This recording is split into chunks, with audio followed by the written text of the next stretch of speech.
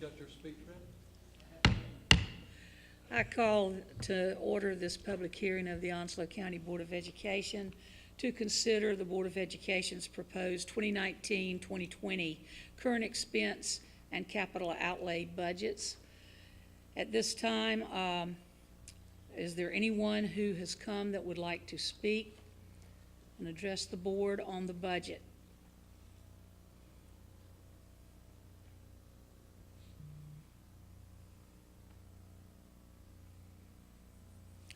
And we will wait just a few minutes to see if someone does come running in at the last minute.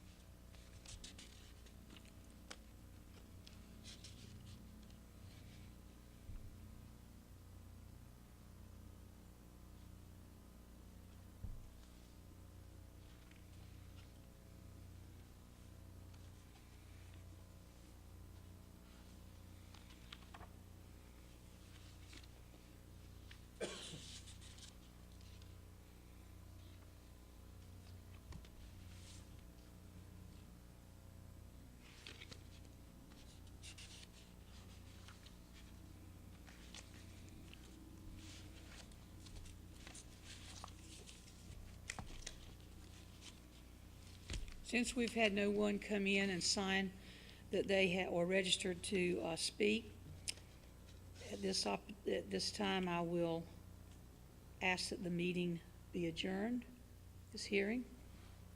Motion to adjourn? Is there a second? Second. All in favor say aye.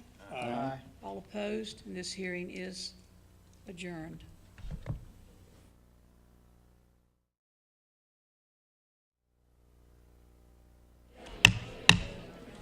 I call this meeting of the Onslow County Board of Education to order. Thank you so much for coming, and I know that there's not enough seats right now, but hopefully during the Good News Spotlight that you'll get to move and come up and be recognized. Would like to just tell everyone that we did hold our public hearing on our budget prior to this meeting, so if you were expecting to speak during that particular time, that has passed. However, we do have a budget presentation that will be part of our general business this evening. I'd like to welcome Ravis Suttles, am I pronouncing that correctly, sir? Who is the youth minister at Brookwood Baptist Church, and he will be delivering our invocation.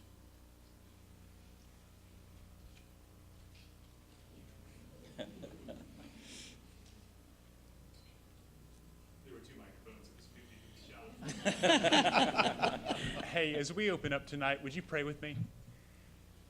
God, we thank you so much for a chance to meet and to review all that's gone on this last year and prepare for the future. God, we're so thankful for these administrators and teachers and parents that are in the room. As we get set for graduation season, it was not that long ago that we wondered if we would reach this point. 2019 has been a crazy year. Hurricane Florence and so many other things have thrown a pretty big curveball at our community, but we thank you so much for the resiliency of this group that's here together tonight. And as we prepare for graduation and as we look forward to the repairs and things that still need to be done entering next school year, we pray for grace and wisdom as we deal with it all. Father God, we thank you so much for being God and for being awesome. And it's in your name we pray. Amen. Amen. Thank you. Will you rise and face the flag and join us in the pledge? I pledge allegiance to the flag of the United States of America and to the republic for which it stands, one nation, under God, indivisible, with liberty and justice for all. Didn't that have a good sound to it? All of us together.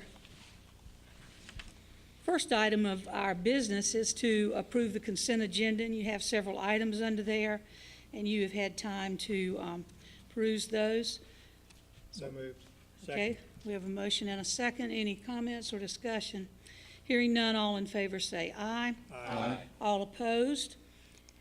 Next, we will go right into the Good News Spotlight, which is why so many of you are here, and it's always a highlight of our evening.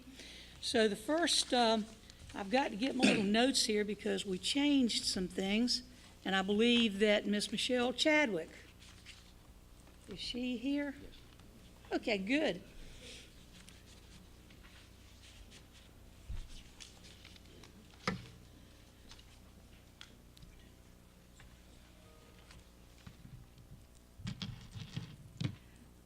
Madam Chair, members of the board, Dr. Collins, executive staff, and the audience this evening. North Carolina Science Olympiad is a nonprofit organization with the mission to attract and retain the pool of K-12 students entering STEM degrees and careers in North Carolina. Every year, Science Olympiad hosts tournaments on university, community college, and public campuses across the state. These tournaments are rigorous academic interscholastic competitions consisting of a series of different hands-on, interactive, challenging, and inquiry-based events, well balanced between the various disciplines of biology, earth science, environmental science, chemistry, physics, engineering, and technology. In 2018-2019, more than 980 K-12 teams representing over 18,000 students in 85 counties in North Carolina participated in North Carolina Science Olympiad activities. The middle school, high school regional science Olympiad competition was held at Lenoir Community College on February 16, 2019. 6 Onslow County schools participated with 4 teams and/or first place overall event winners moving on to the state competition held at the North Carolina State University on April 26th and 27th of this year. At this time, we would like to recognize our 2019 Onslow County Schools Middle and High School Science Olympiad State Tournament participants.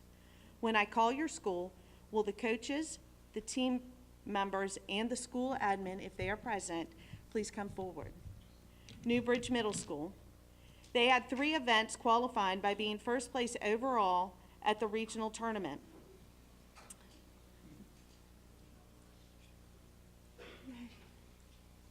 Please join me in congratulating these students and coaches of the Newbridge Middle School Science Olympiad team coached by Margie Anderson and Peggy Policino.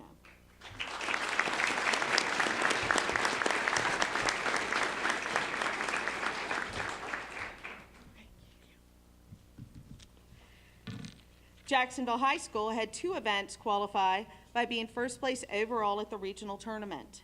Please join me in congratulating the Jacksonville High School State Science Olympiad participants coached by Jamie Clark, and they are joined by their assistant principal, Stacy Gillette.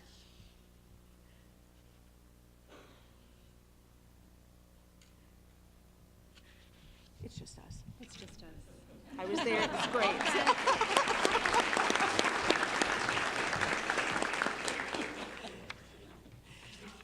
Onslow Early College High School, if you could come forward, please.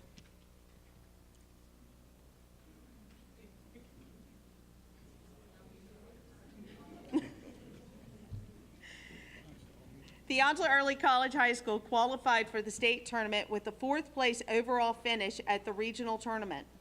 Please join me in congratulating the Onslow Early College State Science Olympiad participants coached by Brandon Stallard, and they are also joined by Principal Jay Strope.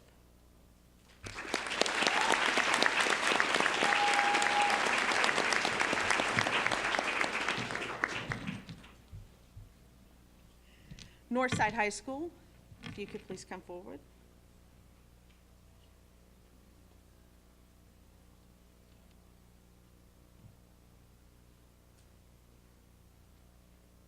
Wish there were more teams. I'm getting better at this. Northside High School qualified for the state tournament with a 3rd place overall finish at the regional tournament. Please join me in congratulating the Northside High School State Science Olympiad participants coached by Carrie Cobb and Katie Andres, and they are joined by Principal Lynn Jackson. Congratulations to all our teams. Congratulations to all our teams and coaches for their hard work. preparation and dedication to our Science Olympiad program. Thank you, Ms. Chadwick. The Onslow Memorial Hospital volunteers, Mr. Anderson will introduce this. And at this time, I'd like to ask Ms. Charlotte Rodriguez, who is the volunteer program coordinator with Onslow Memorial Hospital, to come up and join me. And we're going to have the kids come up in just a second. We've got a lot to recognize. All these young ladies and gentlemen in the back are going to be coming up to be recognized this evening. Now, each year, Onslow Memorial Hospital hosts teens between 15 and 18 years of age to be a part of the hospital's cadre of volunteer workers. The goal is to provide positive, energetic students who are possibly interested in healthcare with an environment and an opportunity to learn, help others, build friendships, and give back to the community. The program also aids departments needing an extra set of hands. Originally started as Candy Stripers in the 1940s, the program has morphed into the current Volunteens program. The volunteers work under the supervision of the program coordinator and hospital and auxiliary staffs. The Candy Striper name came from the traditional uniform volunteers wore, which looked like peppermint candy, although this outfit isn't frequently worn today. Volunteers, adults and teens, are integral to the success of the hospital. Through their interactions with both nurses and patients, volunteers help to make the hospital a little happier and friendlier. Volunteering can be a rewarding way to spend the summer, earn valuable community service credit for school, or decide whether to pursue a career in the medical field. Graduating seniors receive a candy-striped honor cord, which Ms. Rodriguez has tonight. And students being recognized this year, we're going to call them up by their school. So we'd like to ask our volunteers from Dixon High School to come forward. And due to other commitments. And yep, They're not we on have, due to other commitments this time of year, as you can imagine, we got a lot of things going on. We do have some that aren't able to join us, or were not able to join us tonight.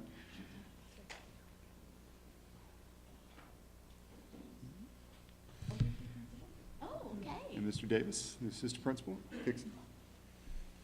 I'd like to ask our Jacksonville High School volunteers to come forward as well.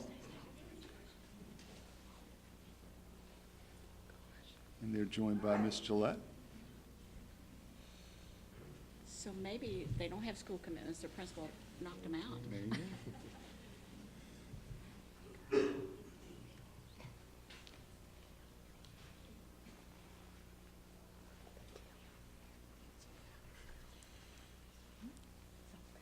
Next are volunteers from Northside High School.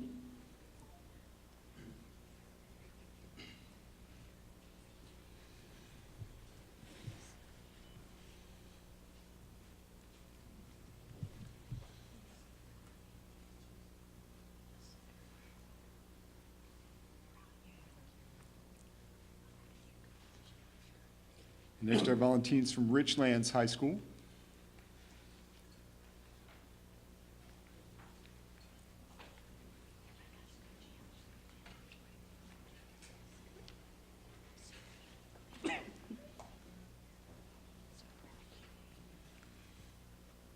Next are volunteers from Southwest High.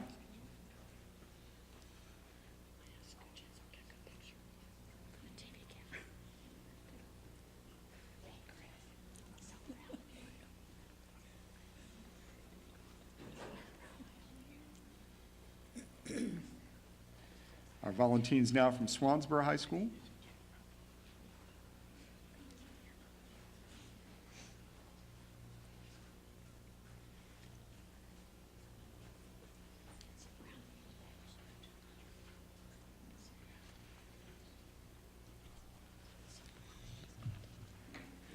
And our volunteers from White Oak High School. Is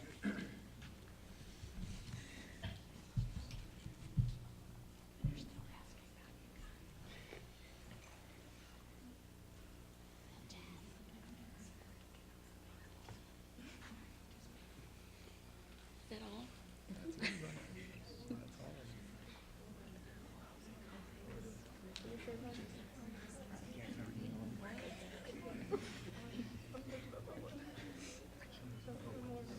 Everybody seen?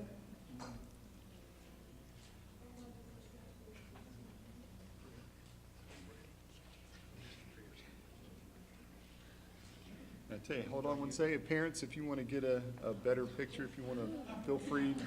Kodak moment, we can certainly do that. Parents are much shyer than our students.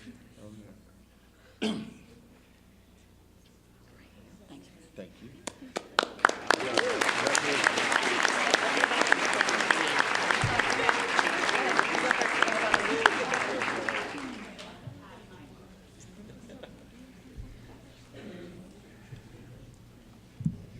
And Madam Chair, I think one thing that can't be overstated is the value and importance of volunteerism from our students in our community. This is but a small portion of what we do, working with volunteers, and the work that they do helps to offset a lot of the costs that our community businesses and organizations have that they would otherwise have to spend on staff. So every opportunity that we have to provide volunteers is a big thing. And I think I'm up next as well. I believe you are. Yes, ma'am. So next, we're going to move into recognition of a staff member for this evening. And at this time, I'd like to ask Carolina Forest International Elementary first grade teacher Laura Stiles and her principal Leanne Irvin to join me at the podium. Now, as they're coming forward, for our students to graduate ready to live, work, and contribute to an interconnected world when they graduate, we as educators must seek out professional development opportunities focused on embedding global education and instruction. Of the UNC system schools, all 17 have global competencies included in their strategic plans, and 16 of the 17 have a formalized global studies program. Understanding the need for a global perspective, the North Carolina Board of Education formed a task force on global education to assess the state's effort in this area. An opportunity which came out of their work was the creation of criteria and a process for teachers to earn a North Carolina Global Educator digital badge. Candidates for the badge work with their principal to create a professional development plan focused on embedding global education throughout their instruction. Within a 2-year time frame, an educator is required to complete 100 hours of global educational development and a capstone project. Mrs. Stiles is only the second Onslow County Schools teacher who has completed this rigorous set of guidelines and created a unit of study with interwoven global competencies embedded in the North Carolina Standard Course of Study. At this point, only about 1% of North Carolina teachers have achieved this goal. So tonight, please join me in congratulating Laura Stiles on being Onslow County Schools' second North Carolina Global Educator Digital Badge recipient.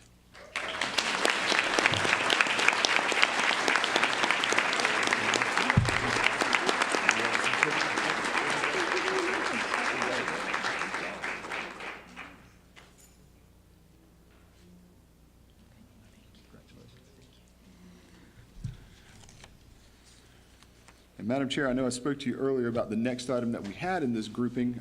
We had an emergency come up tonight. We had to move the next part of this item to next month. So we'll make that other recognition of the staff member next month. And oddly enough, the staff member we were going to recognize was our first Onslow County Schools digital badge recipient from the state, so for Onslow County Schools.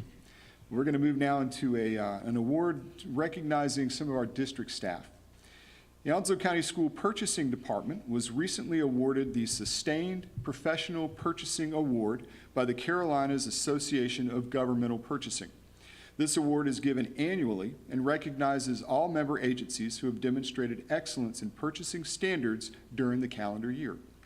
Now, at this time, I'd like to ask the members of the Onslow County Schools Purchasing Department if they would please join me at the front. And you're going to see Sherry Barnhart, who is our Director of Procurement and Materials Management. We have purchasing agents Linda Bassett, Heather Grissett, and Shalane Parnell, and Robert Drury, who is our warehouse supervisor and buyer. Now, the Onslow County Schools Purchasing Department works hard all year in a variety of capacities to obtain this award. Some of the work that goes into qualifying for this distinction includes maintaining an improvement program, which includes training end users and other staff members, making sure policies and procedures are up to date with North Carolina statutes and uniform guidance codes, educating staff members within the department, keeping the department website current, attending regional training, recycling electronics, and supporting minority businesses. With a smaller staff than some of the other member agencies, the OCS Purchasing Department, and this is all of them, by the way, for the whole district, is proud of the hard work that goes into qualifying for the award. The department's hard work made OCS one of only 2 school systems throughout North Carolina and South Carolina to be awarded the Sustained Professional Purchasing Award this year. And may we also note that this is the 2nd year that our purchasing department has won this award. So congratulations to the OCS Purchasing Department on this wonderful accomplishment.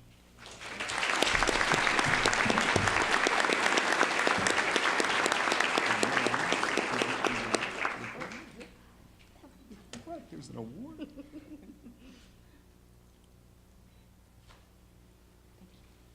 Congratulations. And Madam Chair, from this place, this is your good news for the evening. All right, it was very impressive.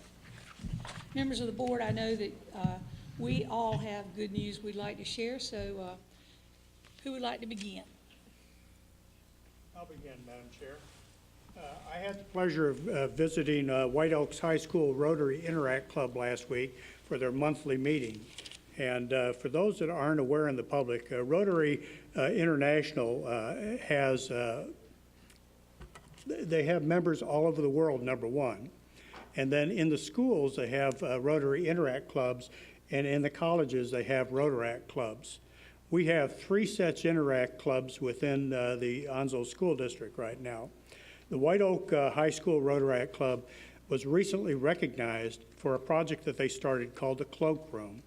And the Cloakroom basically provides, as a result of Hurricane Florence, the needs became known that a lot of the students needed clothing. So they went on a clothing drive. They began collecting these. They set aside room in a part of the campus there to do that. Of special note, and because we're in the prom season right now, they collected prom dresses and tuxedos, and we're making those available to all of the students that were available there. So it's not based on anything other than if you need something, you go to the cloakroom when the hours are open and you pick it up. And I thought that was an excellent idea. Thank you. Mr. Hudson? Thank you, Madam Chair. Good evening. Good to see everyone tonight. A couple of things that I want to make note of. First of all, I did have the opportunity to attend the Administrative Assistant of the Year breakfast for the Administrative Office professionals in the county, and that was over at Marston Pavilion, put on by the Jacksonville Onslow Chamber of Commerce. We had actually 2 prior winners of the Administrative Assistant of the Year. Miss Jody Ramsey, who is in our room here this evening, was one of those recipients in the past, and also Miss Bobby Jones. And that's just an excellent opportunity, sponsored by our chamber, to recognize the people that keep all of our various organizations running. I also had a chance to see the Richlands High production of Fiddler on the Roof recently. Also Wizard of Oz, which others will be talking about, and would just like to commend the staff and administration of all the high schools for the tremendous jobs they've been doing in that. There are still a couple of opportunities. If you've not caught a high school musical yet this year, check out our website, and there are still a couple of opportunities for you to go see some quality productions. One thing in closing, Madam Chair, tonight we're going to have an opportunity to hear about the Onslow County Schools budget. Now, I know that many of you have other obligations, and it is a school night, and probably you'll have an opportunity shortly to leave. But remember that your education is incredibly important. And even though we've spent time during this meeting, as we should every meeting, recognizing the tremendous successes of our students, I mean, what a wonderful opportunity to learn about medicine firsthand in those programs and science Olympiads. There's also the business that has to go along with the school system, the 4,000 employees that work together to provide an education. So if you tune in later on G10, you'll hear things like there's a $2 million increase in cost totally beyond our control.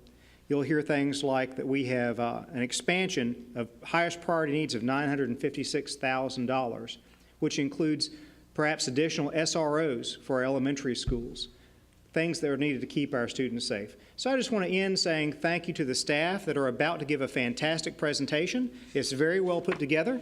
And if you have the opportunity, just a few moments of your time to learn about what's happening to keep your kids safe and to make sure they have the education that they need. So thank you, Madam Chair. Taylor? Thank you, Madam Chair. April has been a very busy month. It's been so busy, I had to type out what was going on throughout the district. I don't do very well looking at these calendars. I'm better with this one, so it helps me keep me straight. But anyway, and before the meeting, we were kind of discussing who's going to say what. Almost got into a shoving match, and I won't say that now. Anyway, a lot of great things happening, but anyway, we want to share it and the great things that are happening.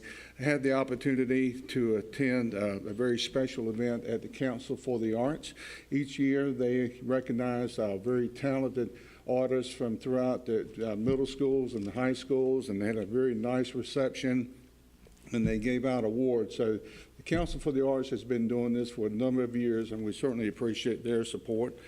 I had an opportunity to attend a couple of musicals, but one in particular, along with Richlands and some others, Swansboro High School did a great production of Godspell, a sort of a contemporary version of that, but a lot of high energy throughout the entire performance.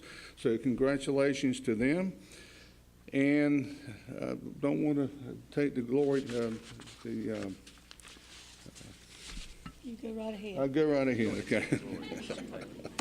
Anyway, we had a very special meeting with the school budget committee, with the County Board of Education and the budget committee with the county commissioners on April the 17th. And if I may provide a little background information, that since 2014, the Board of Education has had a funding agreement with the county commissioners, and that agreement was dissolved last summer by the county commissioners, and plans were to go back and to review to see if we can tweak it and improve upon that.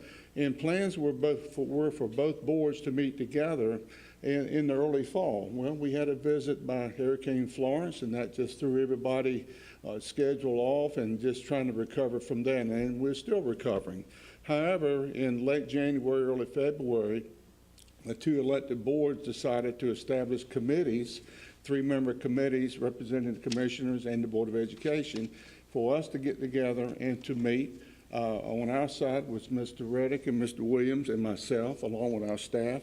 On their side was Commissioner Tim Foster, Commissioner Sheehan, and Commissioner Mr. Price. So we finally able to meet on April the 17th, about a 2.5-hour meeting. If you haven't caught that on G10, I encourage you to do that. If you got some time. It's very interesting dialogue. If you're a CPA or a math major, you will love that meeting because it was about numbers.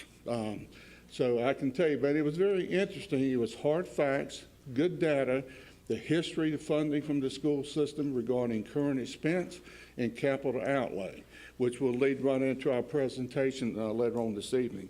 It was a very cordial meeting. We shared a lot of good information. We just laid the facts out on the table. So hopefully we will continue with that dialogue so we can prepare for the 2021 school year and beyond, and hopefully we'll have another agreement. Right now, our big concern is the 2019-2020 school year. So anyway, stay tuned to that. But all of these things we've been talking about tonight, it's about opportunities for kids. And this is what the local budget is all about, opportunities for our students. Thank you. Thank you. Mr. Reddick?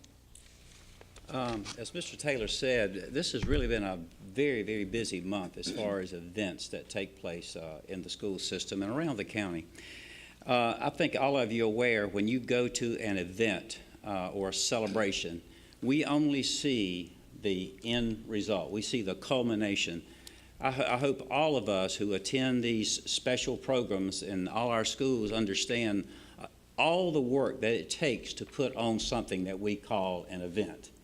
I'm very appreciative of being able to get back into the schools again and see what's going on. And a couple of highlights that I like to mention is that both Richlands Elementary School and Heritage Elementary School, of course both in Richlands, had Leadership Day during the month, one on the 12th and one on the 17th of April.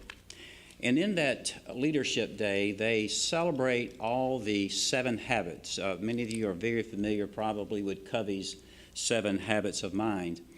And just to watch those children be able to present, be able to organize, to be able to research, to be able to present what they have been studying and the various things it takes to be a good presenter.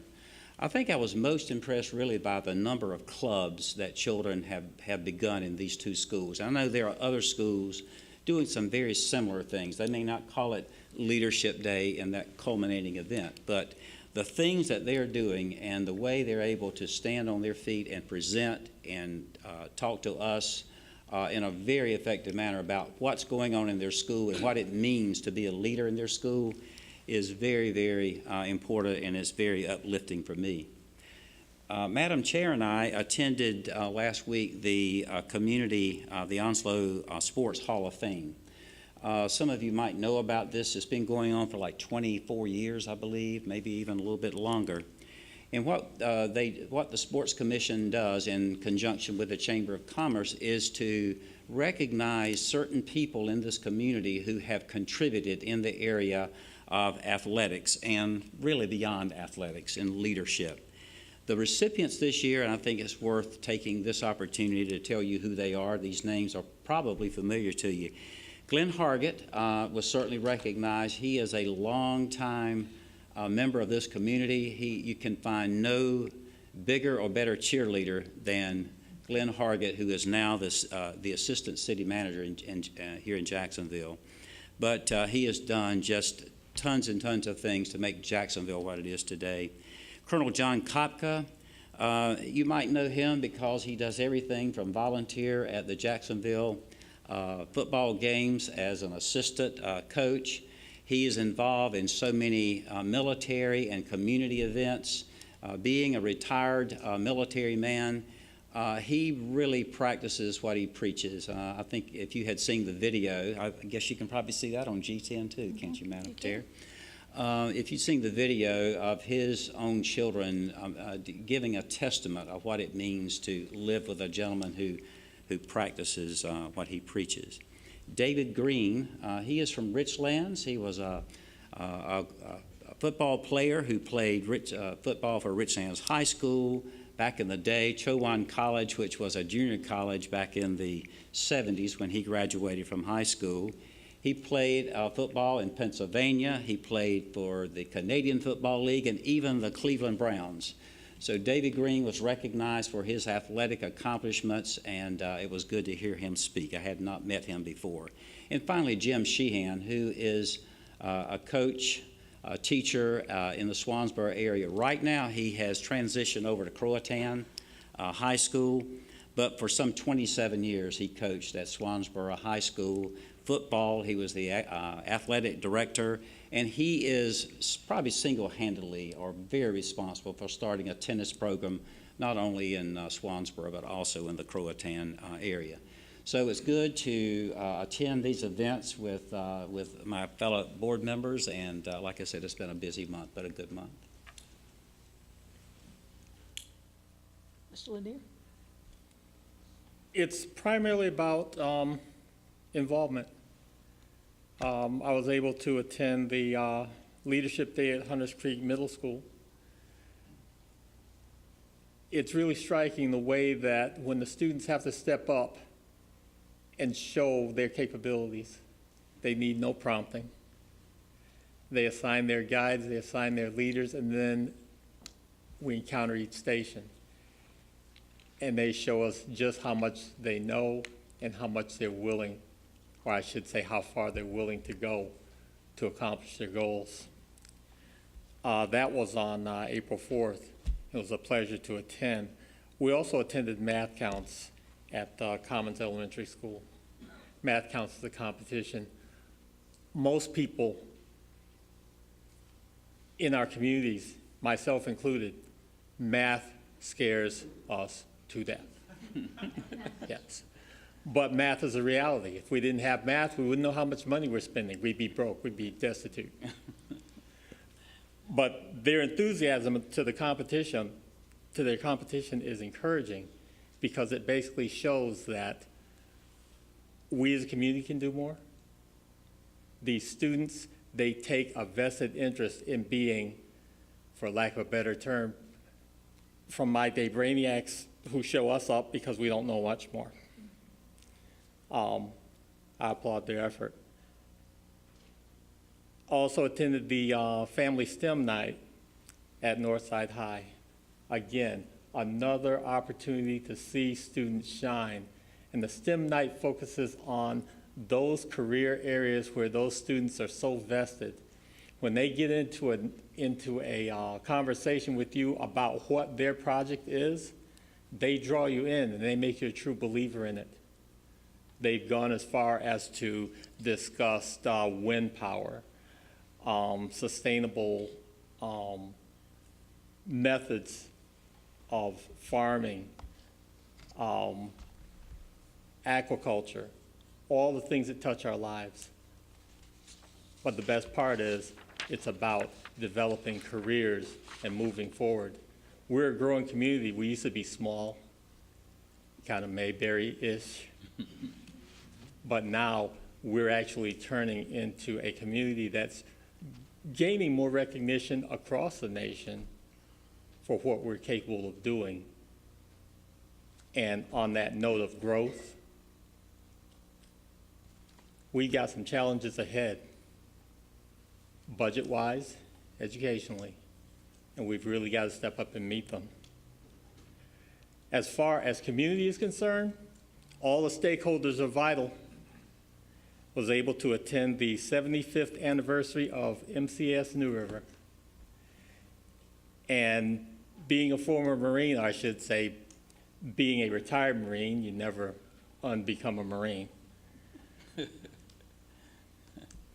It was a pleasure to be there and just to celebrate the history and heritage of that little air station. The size never seems to grow, but their impact always gets larger and larger. So proud to be a part of that and to be a part of Marine Corps history and heritage.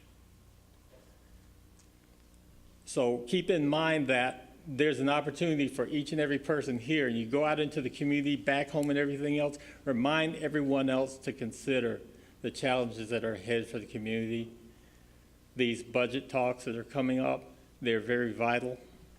We need every dollar we can get. Me, I'm a budget hawk. I'm like, okay, we don't need to spend this much, that much, or another amount. But the challenges are so large, the community has to be vested in providing the funding moving forward, because Onslow County is growing in leaps and bounds, and it only gets bigger. Thankfully, it only gets better. Thank you. Mr. Wiggins? I'll follow up on what Mr. Lanier's talking about. He said something about once a Marine, always a Marine. Well, once you're a teacher, you're always a teacher. And I'm proud of all 39 years of it, and it continues to be that way. And that leads me to one of the things that I want to tell you about. 5 of us attended a workshop in Raleigh for the North Carolina School Board Association. Mr. Lanier, Mr. Reddick, Ms. Thomas, Mr. Taylor, and myself. And we want you to know, especially the students, we continue to go and to learn because we believe in being lifelong learners. If you stop learning, that's it. I don't care how young you are or how old you are. We had sessions from presenters. We spoke with board members from all administrative units from across the state of North Carolina. We share, we learn. We want to continue learning because we want good things for you. And we want our parents to be proud of what we're trying to do to stay abreast of what's going on in education. We had learning sessions on summer learning loss. Who loses? How much do you lose during the summer when we're not in school? We had sessions on read to achieve, chronic absenteeism for students, and how much you lose or don't gain if you only go to school out of 90 days, if you only go 50 or 60. We talked about school construction. There was a comparison with the budgets now from the state on the bond versus the pay-as-you-go. How is it going to help us with our schools? Very important one, we talked about school and business partners. How so important it is that our community business folks are a part of what we're doing. We're very fortunate in Onslow County. We have a special program called BASES, and we recognize our businesses for their help. We would not be as successful if our businesses, your parents, if they were not behind us. We also talked, and very important now, we talked about school safety. One of the most inspirational speakers I've heard on school safety, he was a retired policeman with Cary. He was a former resource officer, and now he works with the Department of Instruction, talking about school safety. But I want you to know that we're out there, and we're continuing to try to learn, because we want what's best for our students in Onslow County. Secondly, I would like to say a few things. I had the opportunity to attend the musical at Northside, Greece, and I had the opportunity to attend the musical at White Oak High School, Cats. I just want to commend, and I don't want to leave anybody out, the directors, the cast members, the pit band, the stage crew, the school staff members, the parent volunteers, the business community that supported all of these musicals. As Mr. Reddick said, we only see the finished product, but how much time those students put into learning, it's just amazing to me. I continue to be amazed at the students' talents and their hard work that they put into those musicals. And I don't want to leave out the vocational classes who build the props and the art classes that do all the artwork. It is a total program. And I am so proud of our arts program in Onslow County. But I want to mention two folks in particular. Perry Ditch, the band director at White Oak High School, Deb Pillipue, one of the art teachers. I was fortunate enough to have hired both of them when I was the principal at White Oak. What a career they have had, and what a difference they have made with so many children's lives. And I am so proud of both of them. And I want to say one more thing. As I see these students come up, the volunteers, the numbers, the desire that you folks go out and volunteer and give, and you learn so much about yourselves. But we have so much to be proud of in Onslow County, and most of them, you're just getting a sample of them standing all around you. Thank you. Thank you, Mr. Wiggins. Just want to take a second to thank Mr. Tim Foster, who's one of our principals, and he also is our county commissioner, and he came earlier to be in our budget hearing, and he was able to sit down and break bread with us. So thank you for that, Tim. He came to eat. He came to eat, that's right. And I'd like to welcome Dr. Bracey. I know that he's here with his family this evening. He's superintendent of Jones County Schools, and from what I understand, has a really great brand new middle and high school that we're going to get to tour, I think, in September. So thank you for joining us this evening. Just to point out a couple of things, I too had the opportunity to go to several of the plays, and I went to the Economic Development Strategic Planning session. Usually Mr. Hudson's able to attend, but he couldn't make it that day. I want to make sure that you understand that education is a very important part of economic development as it moves into Onslow County and as companies come to look for places to build businesses and to relocate. They look at the school system And I think that we are right there at the very top when it comes to a drawing card for this county. So I was proud to be able to be part of that session. Jeff, I expect you to be there next time so you can help me hold the fort down. Absolutely. We've had 3 budget workshops since our last meeting, and those workshops were not only about our budget, but about some of our programs. So your board is more than just coming to this meeting. It is going out and trying to see what's going on in our schools and enjoy all of the successes we have, but it's also planning for our future, and we will continue to do that. I can assure you of that. 6 members of the board attended the State of the Child breakfast, and it happened to be right prior to a workshop for us, and a lot of our staff attended. And the State of the Child breakfast focused on awareness of child abuse. And unfortunately, child abuse occurs throughout our county more often than we would like to admit. And there are many different kinds of child abuse. The mental abuse is just as bad as the physical abuse. And Partnership for Children and Onslow County Schools have a joint agreement, and we work together on those issues. But your Board of Education is constantly involved in making those partnerships viable and providing opportunities for parents to receive training on how to parent and to also work with our law enforcement as they address the child abuse issues that are brought to them.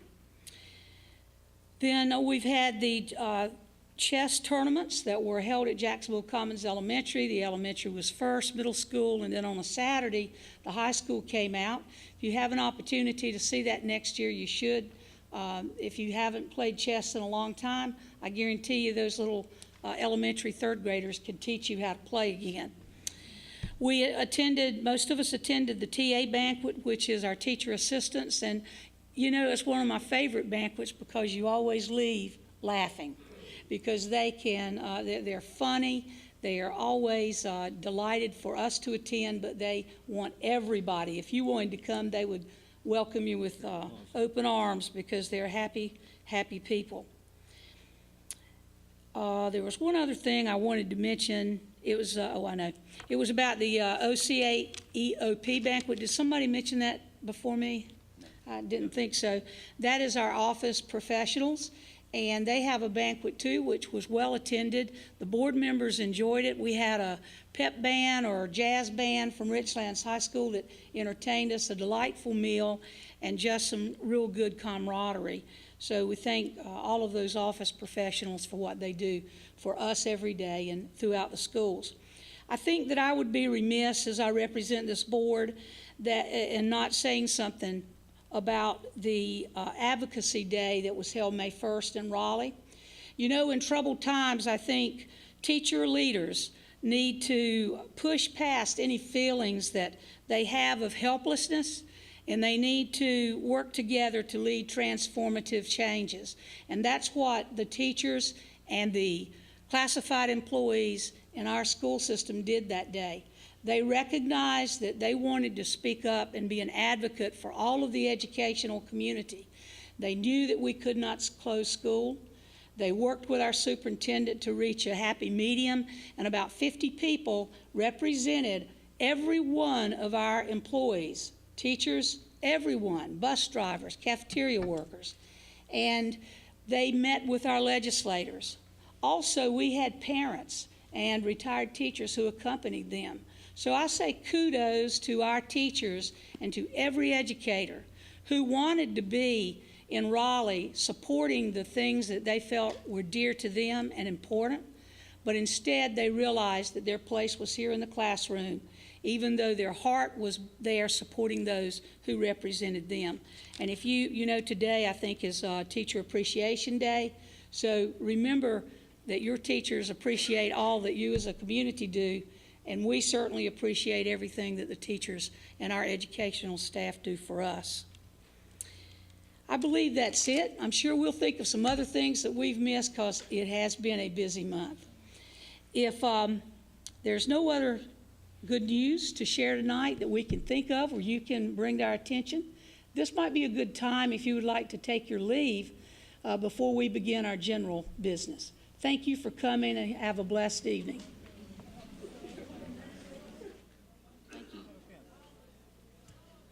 got it.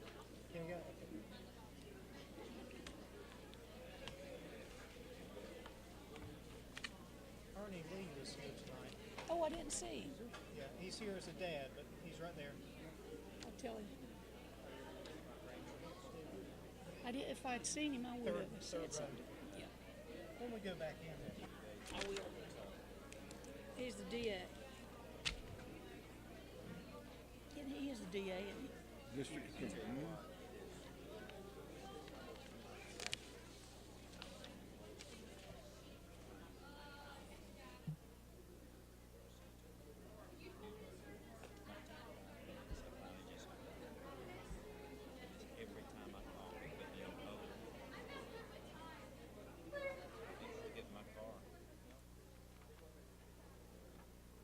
Bob Root.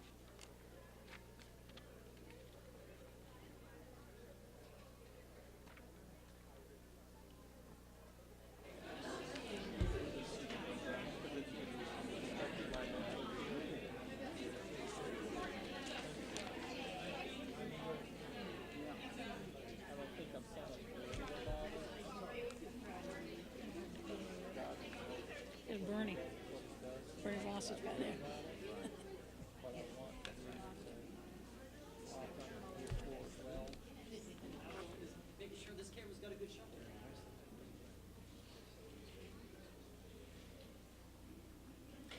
Just as a matter of record, I did not see our district attorney here, Ernie Lee. He was here as a parent. He wasn't here to arrest any of us. So I'll make sure that he knows that we have mentioned him, and we appreciate him coming and supporting his children. The next item is the public comment session, our first one, and we do not have anyone who is assigned to do that. I want to take just a minute to say that I made a mistake earlier. I did not call for a vote on the approval of the consent agenda.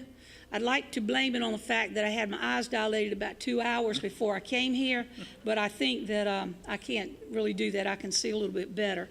So at this time, I'd ask to have a motion to approve the consent agenda. There are 10 items under there. A motion and a second. All in favor say aye. Aye. All opposed. Thank you, gentlemen, for putting up with me missing that and making sure that I had a note to remind me. Next, we'll start on our general business, and the first item is the Coastal Carolina Community College Board of Trustee appointment, and Mr. Anderson is going to grace us with his handsome face. Thank you, ma'am. Well, Madam Chair, members of the board, the Onslow County Board of Education has a total of 4 appointments to serve a 4-year rotating term on the Coastal Carolina Community College Board of Trustees. The Board of Education was scheduled to have 2 vacancies for the July 2019 appointment cycle. However, Senate Bill 4 was introduced and enacted into law. The legislation extends the term of Mr. Don Williamson to June 30th, 2020. This corrective bill allows for the appointments to be on a more staggered cycle. The next vacancy consists of 1 vacancy and will occur in July of 2019. The announcement for the vacancy has been published on the Board of Education's website, and applications have been accepted in the superintendent's office. At this time, 1 completed eligible application has been received and will remain on file in the superintendent's office. Mr. Bundage Guy is a current member of the Coastal Carolina Community College Board of Trustees, previously appointed by the Board of Education.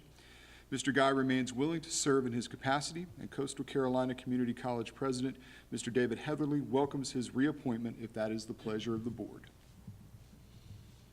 Do I have a motion that we accept the recommendation of Coastal Carolina? Madam Chair, motion to support Mr. Guy as our representative on the Board of Trustees. Is there a second? Any discussion or comments? Hearing none, all in favor say aye. Aye. All opposed? Thank you, Mr. Anderson. Dr. Collins is going to present our local current expense and capital outlay budgets. Thank you, Dr. Collins. Thank you, Madam Chair, and members of the board. I must confess, my heart tonight is in Richlands at the softball field. Richlands, my daughter's playing right now in the first round of state playoffs. So if you notice me speed up a little bit to try to get through this, there's some truth to that. So. Go ahead and go ahead and take care of this and move on. Right? I believe Dr. Krennic would. Ms. Ramsey. Yeah, she is too. Miss Ramsey's got some playing, and Dr. Krennic has got her daughters playing up in Bertie County. So, anyway, we have to do what we have to do. That's it. I do want to thank, this is Teacher Appreciation Day, and so I want to make sure that for the 1,800 plus teachers that we have, certified staff in our district, that want to let them know that I appreciate everything that they do, and it's certainly an honor and a privilege to serve as their superintendent. So, Madam Chair, as we move forward tonight, looking at the local current expense and the capital budget proposal for the 2019-20 school year, we have been working about 8 weeks, starting with getting our department heads together, working with principals, our teachers of the year, and certainly working with you over a 2-day period of previous Friday and last Monday, looking at all of this. And it took all of those people and looking at all the requests that were turned in and things that needed to happen, and looking at how the process works in terms of building the budget from the ground floor up. It has been a tremendous undertaking to get it to the point that it is today. So we want to start with, it is in 2 parts. We receive appropriations from the county in both local current expense, that fund, and then the other fund area is through our capital outlay. When we begin this process, one of the things that you have to consider is, what is it going to cost us to do business next year? And this is a real situation that not only the school board has to deal with, but also the county, any government agency, or really any business. Once you figure out, okay, when you start building that budget up and you look at, well, where are we currently? How can we move forward with the people that we have, considering the number of folks that we have? There are some costs involved in that are out of our control. We cannot set certain things, and here are a list of them. When we receive a state salary adjustment that's mandated by the state, that also impacts the local budget. So the state mandated salary adjustments, we figure that to be at about 4%. Now, there's no way for us to know that for absolute sureness, but we know that it's typically between 3 and 5%. So we shot for right in the middle at about 4%. That's $907,000. The mandated Social Security costs, we know that that's going to cost us about $69,000. The retirement cost, the health insurance cost for our employees, you can see that this number is starting to add up. We've got property insurance increases. We've got workers' compensation insurance increases, and we also have our charter school pass-through that we have to provide the charter school funding that we receive. So when you add all that up, it's a little over $2 million. Now, that's before we even get to anything that we want to do beyond that, right? Now we're getting to the part where, okay, we've had our meetings. We know that there are 3 things over this course of 6 weeks. There were 3 things that came to the surface. And that was the mental health issues that we not only see in our school district, but in our society and across the state and across the nation. Our safety and security issues, and mathematics. Those were the three high-priority expansion needs that we looked at. We had over $75 million in request, over $75 million in those three areas. And our staff had to get that down to something that was more reasonable for us to be able to move forward. And in doing so, in looking at the mental health, I'll just give you an example. When we started this process, we had over 24 requests for social workers, and we have reduced that down to 4. So just looking at the numbers that we have now, 4 social workers, 1 school psychologist, that's non-EC, and our suicide prevention program, we end up with $396,000. In math, I certainly want to give kudos to Dr. Folger in having the vision in looking a couple of years ago at Ready and iReady, the math programs and curriculum that we're using. We want to expand that to the 6th through 8th grade. That's $250,000. The elementary math licensure piece that we've talked about several times, Dr. Krennick came to me about a year and a half ago, and we sat down and talked about a program because we knew that we needed to beef up in the elementary school the content and pedagogy of mathematics. And one way to do that is to offer a program that would allow our elementary teachers the opportunity to add this extension to their license, which would include 6 classes, both in content and pedagogy, and that we would help in that cost. And that's why you see the $37,000 there. Safety and security, probably one of the things that we could spend a lot of time talking about, and as we did, but we were able to break it down to these 2 items, and that's the SROs in the elementary school. If you recall, we have been talking about a state grant that we received, $330,000 for 10 SROs. The grant was for 1 year, which was the year that we're in, but it's also renewable for next year. And so for next year, the $220,000 would cover the difference between what it cost us to have that service, which is about $54,000 to $56,000, depending on the experience of the officer, and the $33,000 that we received from the state. So that difference in cost, when you add it up for those 10 officers, is the $220,000. We also have AED, which is the defibrillators, the grab-and-go bags, the chemical removal, the material data sheets. All of that added up was 53. So you got a total there of $273,000. And when you add the 3 together, the mental health, the math, and the safety and security, we're at $956,000. Now, to end where we are with the local current expense, as you recall, the cost of doing business was a little over $2 million. Adding in our highest priority expansion needs, and then subtracting out the things that we found where we could make some adjustments.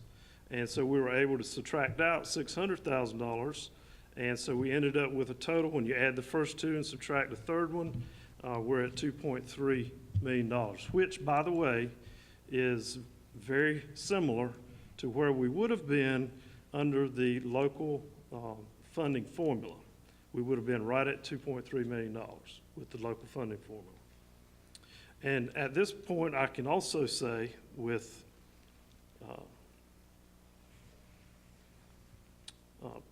pretty good security in saying this, that if we do end up having to go with the state funding formula, we would be at $3.1 million in request. So I think that's very important for everybody listening, that the state funding formula would put us at 3.1. We are making a request for 2.3 under the local current expense fund budget request. Now, the second part of our request is the capital outlay. And just a little history lesson. If you go back to 2002, the appropriation for our capital outlay. And when I talk about capital outlay, we're talking about roofs, HVAC, drainage, we're talking about vehicles, all of those things. Okay, it's not just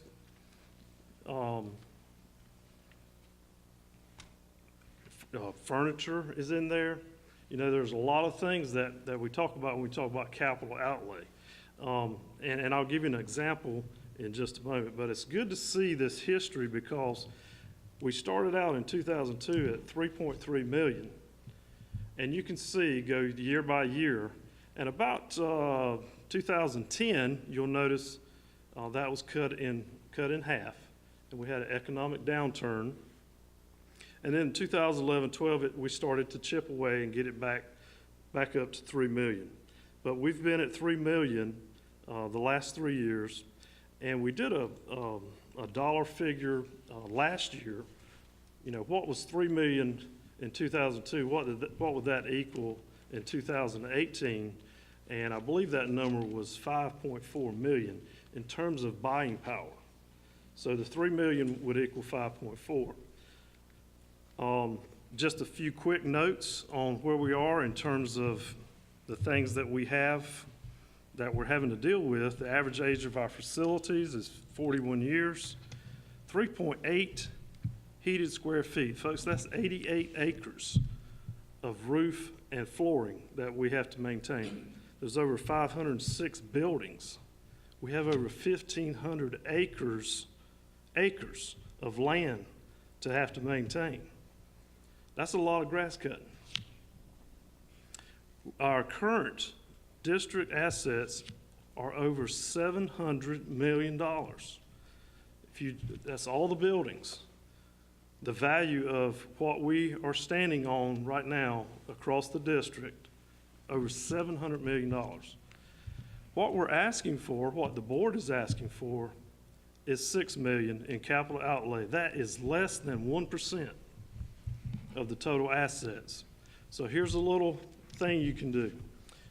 Let's say you've got a home that's worth $100,000, okay? And 1%, well, actually it's less than 1%. So that would be $1,000 a year that you would have to maintain your home, take out, that's garbage, that's mowing the grass, that's fixing the roof, fixing the plumbing, fixing the electrical, and, oh, by the way, you got to fix your vehicles too with $1,000. In essence, that's what we're talking about here. Last year, again, I told you this earlier, we asked for 5.4 million. We received 3 million. This year, we're requesting 6 million. And you might ask, well, why? Well, as my friend here, Mr. Williams, said earlier, it's time to quit kicking the can down the road. We've kicked it long enough.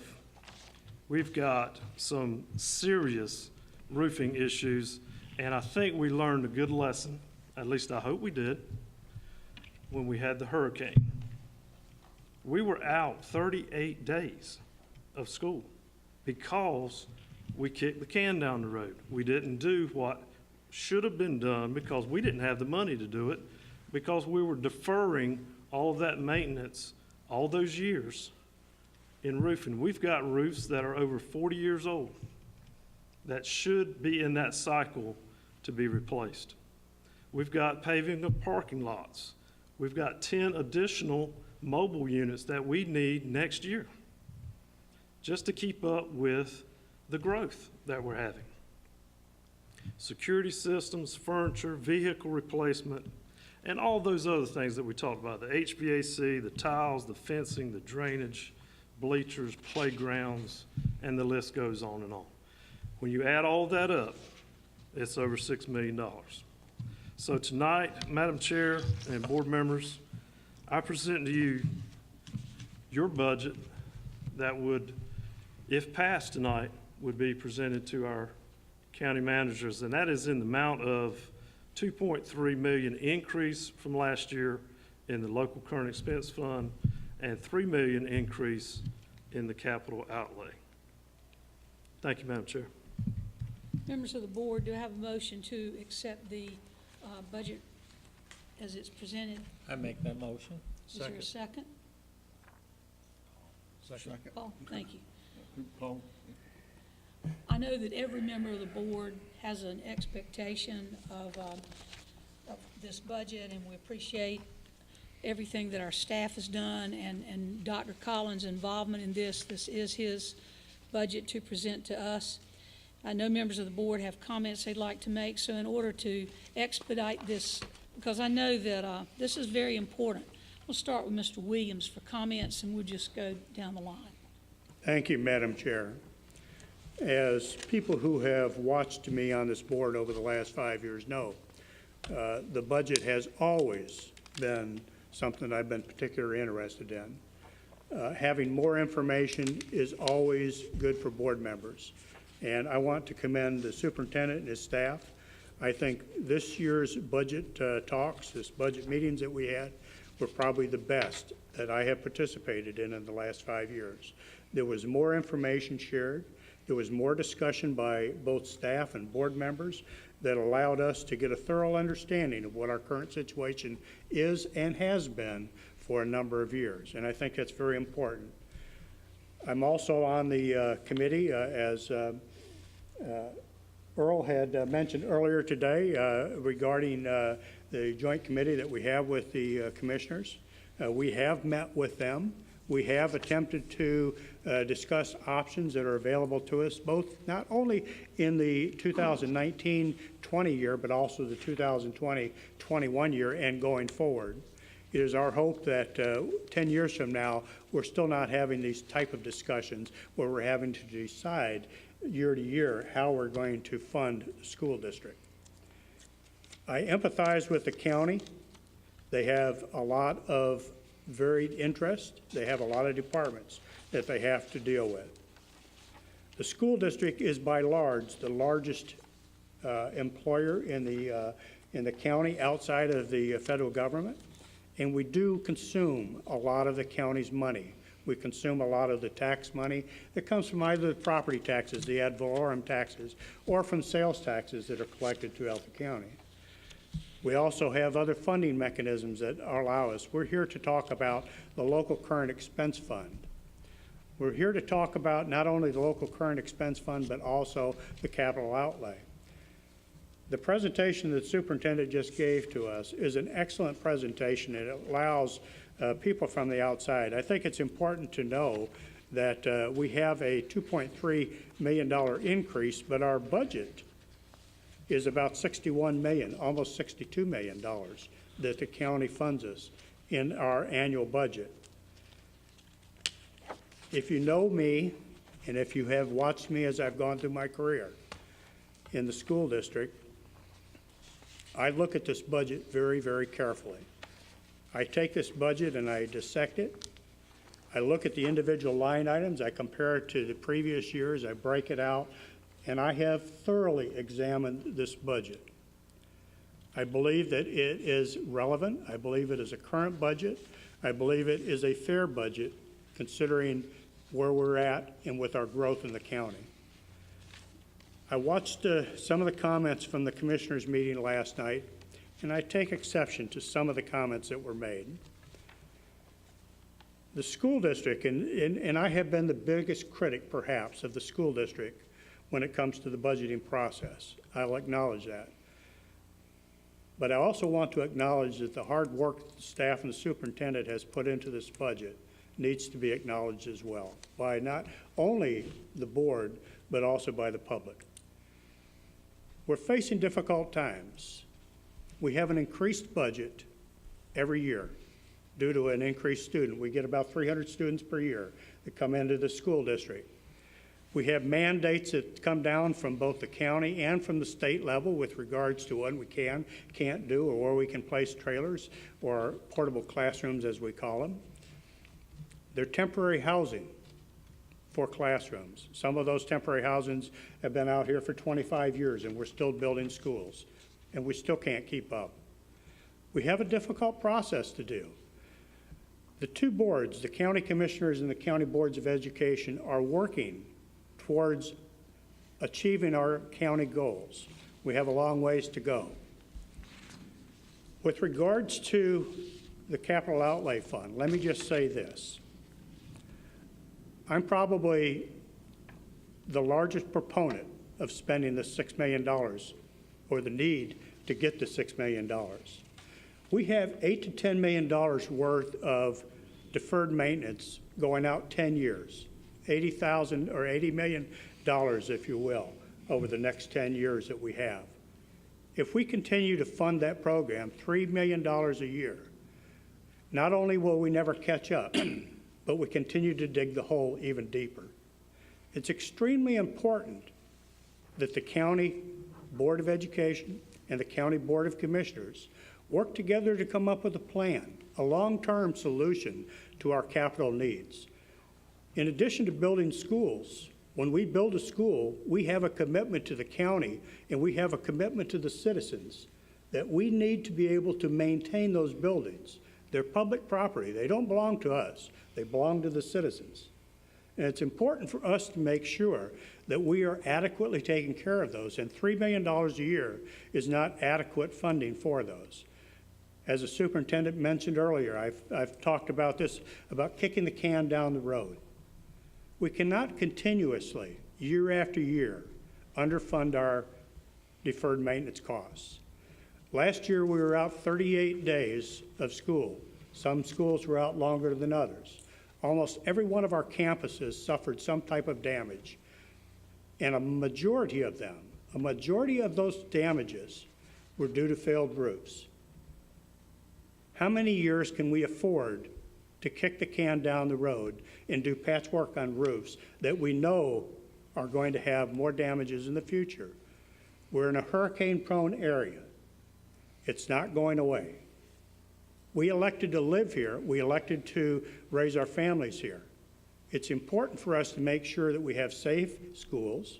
And you talk about some of the items that we've talked about.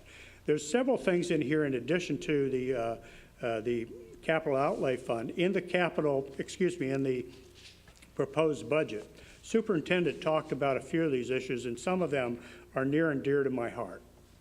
Mental health and suicide prevention.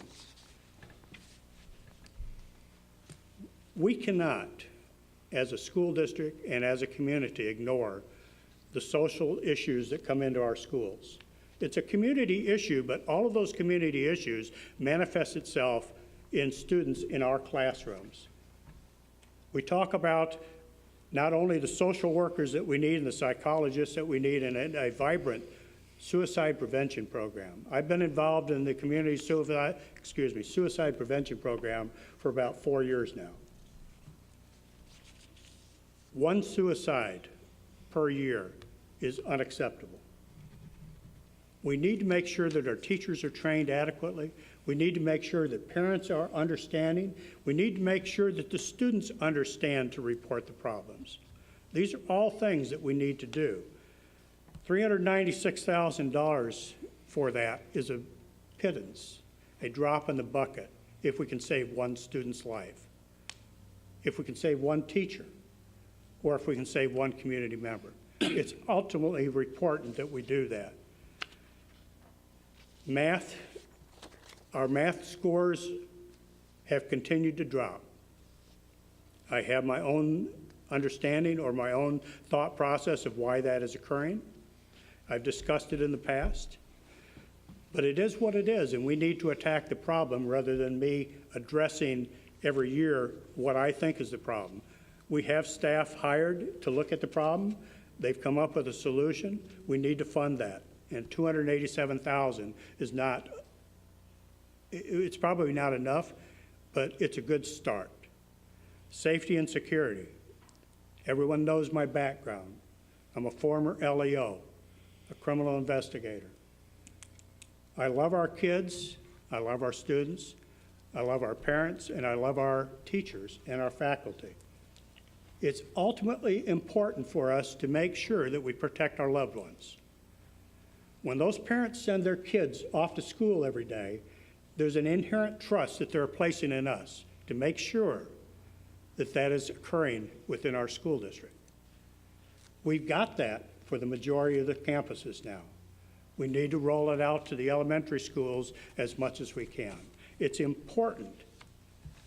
It's not just important to me, it's important to the community, and it should be important to everyone. I'll get off the soapbox now and let someone else have their turn, but I would like to again commend the superintendent, staff, and the board for working diligently on this budget this year. Thank you. Thank you, Mr. Williams. Mr. Hudson? Well, thank you, Madam Chair. I'd like to mention that Mr. Williams and I were elected at the same time last year, and we have a 4-year term together. And, sir, I do not know in the next 4 years if I will have this same opportunity, but I absolutely agree with everything you've just said. And as my dad used to say, I feel like I'll go cut a notch on a tree. I mean, not that I would do that. Okay, that's not right. But well said, sir. I would only clarify one statement that my learned colleague made. Our total local expense budget is $61,645,000. Of that amount, $53,973,000 comes from the county. There's a fund balance appropriated of $6.8 million, and fines and forfeitures, which by law have to come to the school system, accounts for about $830,000. That having been said, sir, you did a really well job. It will not keep me from talking further, but you did really well. I tried. I know.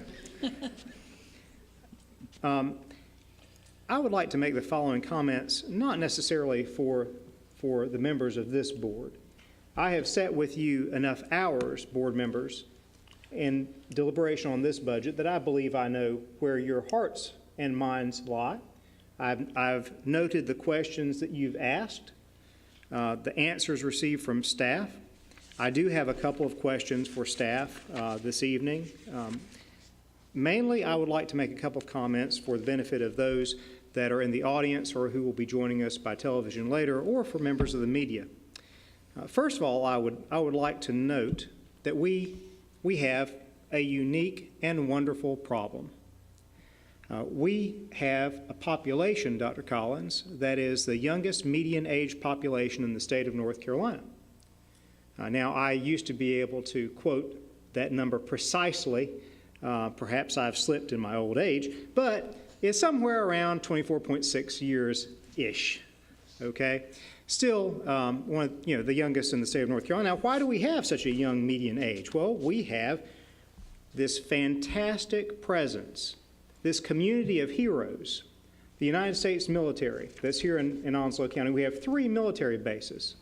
And what a wonderful blessing that is for us.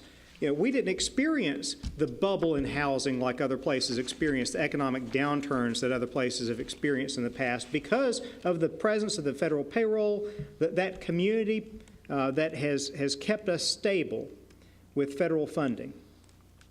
Now, with that military and the young median age come young families, and with young families come children. In fact, you can track in the Onslow County school system the ages of our children. What do we have? We have way more elementary schools than we do middle schools or high schools. A lot of families are here with young children. And so it's a wonderful problem to have, but with that wonderful problem or blessing, as you might say, there are some realities of life. The realities are we have to teach every child that shows up at our door. We don't have the ability to say, I'm sorry, we're full. And when the state of North Carolina institutes a class size reduction, we have to buy 10 mobile units, Dr. Collins. So over $500,000 of that budget that Dr. Collins just laid out for you, $545,000 to be precise, was 10 additional modular units, happening because of our growth and because we have to take a class size reduction for the benefit of children for a better education, but quite frankly, the state says so. So before we even touched this budget, the state of North Carolina had spent $545,000 of our capital budget. The next thing that I would say is the issue, on that same issue, I'll just camp out for a moment or two on the issue of capital outlay. Mr. Williams is correct. During our budget workshop, we first started looking at roofs, and initially there were far fewer roofs on the list. We asked the question, what if we have another hurricane in 2019? If we have another hurricane, what's the likelihood that we'll have additional roofs that will fail? I don't know that there's any parent in Onslow County, myself included, that wants my son, your daughter, to be out of school another 6 weeks, if it's preventable. Now, there are some things beyond the control of any human being, okay? If some huge piece of sheet metal or wood comes flying across a TPM membrane roof, a rubber roof, there's not much we can do about that. But to the extent possible, let's try to fix what we can. Now, what you don't have before you is the listing that we had as board members, and which is available, I'm sure, by members of the staff, and that's the roof by roof age that was given to us. 27 years old, 29 years old, 31 years old, 32 years old. These roofs that are listed in this budget, 26 urgent roofing projects with roofs over 25 years, many of them are 31, 32 years old. That's based on an actual hands-on, crawl up on the top of the building evaluation of all of our roofs conducted by the fine staff and auxiliary services. Mr. Myers, thank you for you and your staff for your work on that. Also with some engineering and roofing professionals that assisted us. That alone is $3.3 million. Absent that investment, we might once again face a situation where we don't protect this huge amount of public assets from the rain coming in. We sustained lots more damage inside the buildings because the roofs didn't hold. And so we would be remiss in our duties as elected officials if we don't take a look at that and give accurate numbers on what we need now. So let me just pause on that aspect, the capital budget, and move to the current expense budget. We identified 3 areas, and it corresponded with the superintendent's areas of emphasis for this budget. The first is mental health, the second is math, and the third is security and safety. During the budget workshops, I also identified, and I believe it's reflected in the capital budget, maintaining our public assets. Outside Marine Corps Base Camp Lejeune, Marine Corps Air Station New River, MARSOC, we are the largest employer. We have the largest amount of public assets, and we have to take that seriously. So looking at those items of concern that were in the additional expansion that the superintendent laid out, one was mental health. As board members, we have the ability to, we're privy to some information that is not public information. It cannot be public information. It's information about some of the things that's happened in our school system. And let me say that the problems of society as a whole, the problems in North Carolina are also reflected in Onslow County, in our municipalities, and schools and our families are part of the community. So we also have those same troubles inside the school system. With 27,000 students, you know that at some point in time we'll run into issues that the community faces as well, and one of those is mental health. It's real. And Dr. Collins, I would just like to draw your attention to one thing that you mentioned. Under mental health, we originally had a request for 24 social workers. It's my understanding that the 4 social workers that were included in your budget recommendation to this board would be placed in the high schools. And by placing those 4 social workers in the high schools, that would allow us to have 1 social worker dedicated to every high school, correct? And if the social workers were not dedicated there inside those high schools, other staff members that do not have the same level of training in dealing with mental health would be called upon to deal with certain issues that staff faces, such as guidance counselors.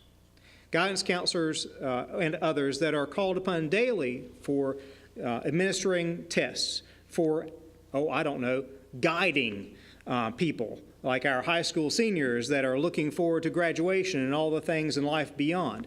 So these 4 social workers will actually both address mental health and will free up other trained professionals to be of better use in their areas of expertise. And I hope I understood that correctly. So that's one thing in terms of mental health. Mathematics, math, without math in this day and age, where would we be? I agree with the math curriculum and elementary math licensure program, but I want to focus mainly actually on safety and security. Specifically, I'd like to talk just a moment about SROs for elementary schools. Now, I know that we live in a day and age where sometimes we wake up and we're hesitant to even look at the news. And what's the next thing that we'll hear? I know that we have no earthly idea, no human does, what's going to happen tomorrow. We hope that no further tragedy occurs, but we just don't know. I know that we got a grant of $330,000 in August 2018 to put school resource officers in elementary schools. And I know that in January of 2019, the City of Jacksonville placed 3 school resource officers in the elementary schools inside the City of Jacksonville. So we already have 3 SROs covering 6 elementary schools. They split their time between 2 elementary schools, 1 SRO. I know that the one grant that we have has an ending date of June 2019. It's probably extendable for another year of June 2020. And I know that we have not yet received any SROs for the schools outside the City of Jacksonville, although there is still money laying on the table. Money which will go away from the Onslow County school system if not used. So that kind of leaves the question, well, should we expend money for SROs at elementary schools? What's the benefit? What's the possible cost? Well, the benefit is an extra layer of security for the majority of students in the Onslow County school system. We have more elementary schools than any other type of school. Well, what's the possible cost? Well, certainly there's $330,000, but also we have included inside the budget, well, actually you have, Superintendent, it's not our budget yet, we haven't adopted it, but in there is $220,000 that, coupled with the $330,000 grant, would cover multiple law enforcement officers. Now, what's the possible problem with that? I know that it's a limited term grant. What might the obligations of the county be in the future, of the Sheriff's Department be in the future, if that grant does not continue? Well, someone might have to pick it up. You know, that's not something that has to be decided right now. What if the General Assembly extends that grant program? Okay, at first we didn't have school resource officers anywhere. We had them then at the high schools. Now we have them at the high schools and the middle schools. It may be that the state of North Carolina can see fit to extend this grant program.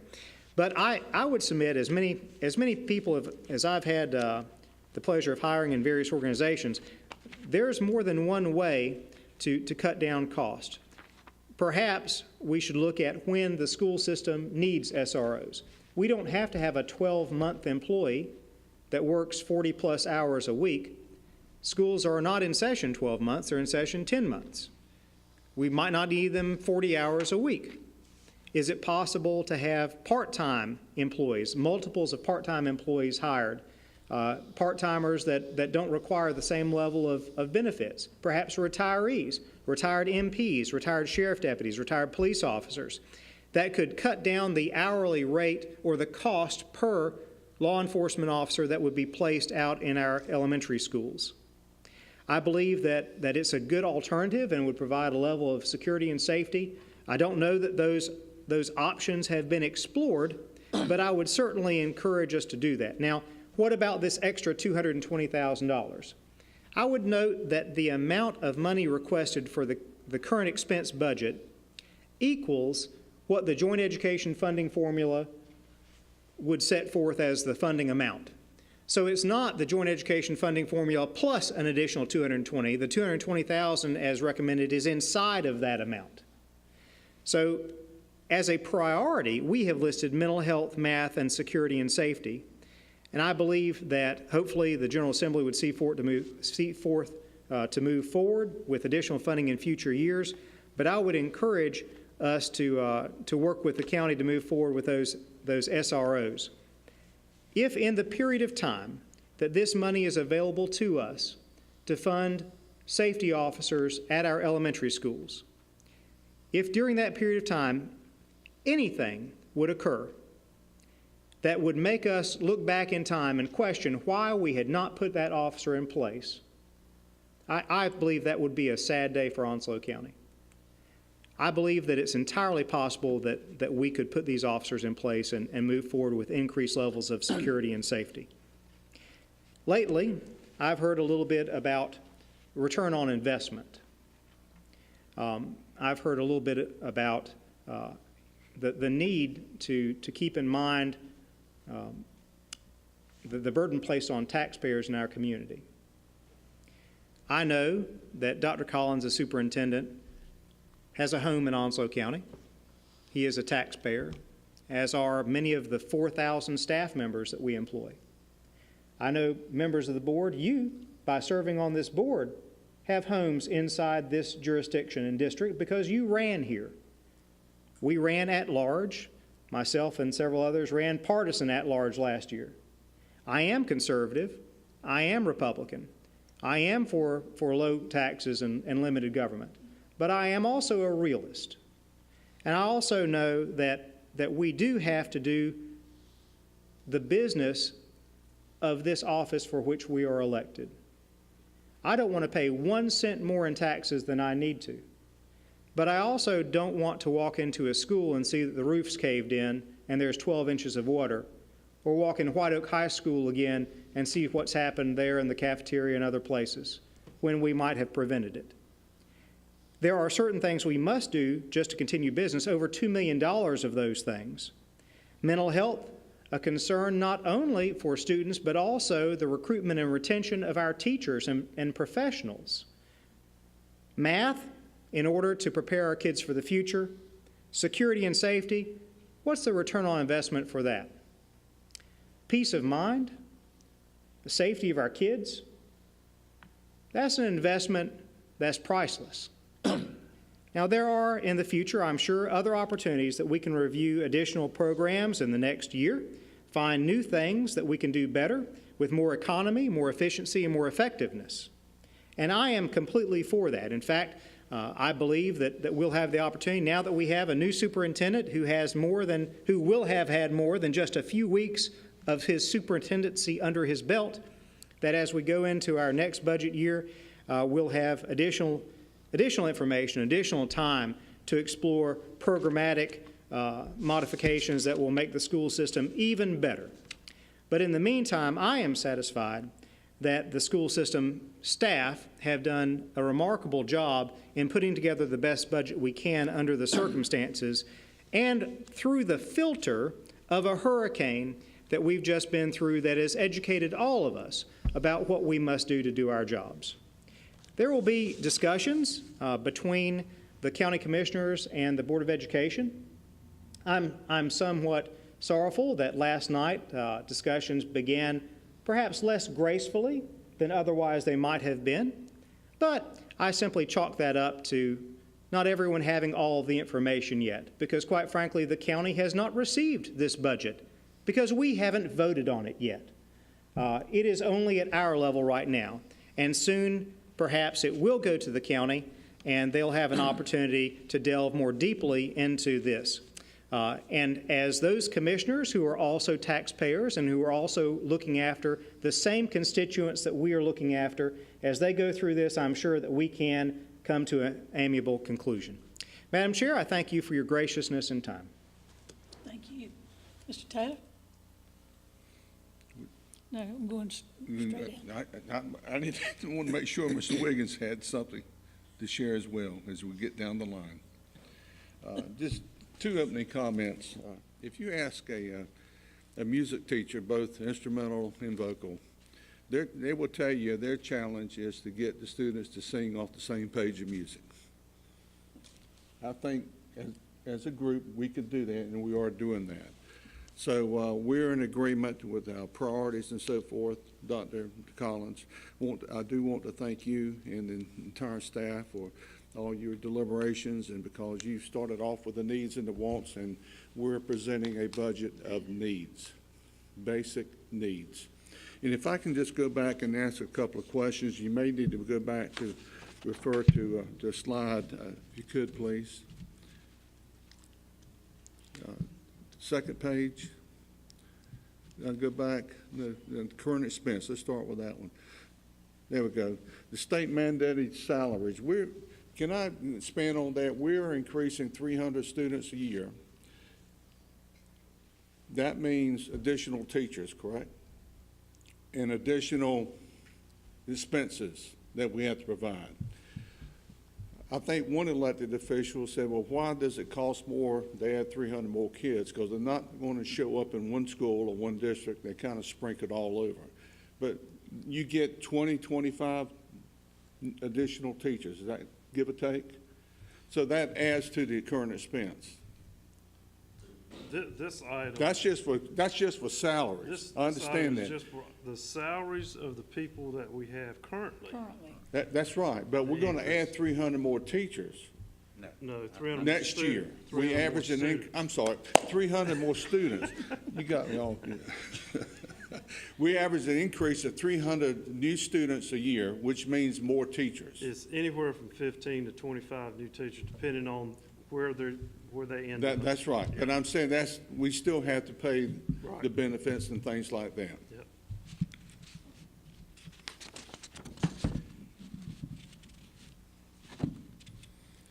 Go to the next, page 3, I think it is safety and security. I think in our meeting in Raleigh, they were talking about the grant and the strong possibility of it being extended. And everywhere you go, that's the number one topic, safety and security. There was an article in the Daily News, I think last Friday. It was published in the Daily News, but it actually came from the Charlotte Observer in response to the shooting on the campus at UNCW. UNC Charlotte. I've heard UNCW so much here recently, I don't know why. But anyway, each sentence began with, it's our turn to experience. It's our turn to respond. It's our turn.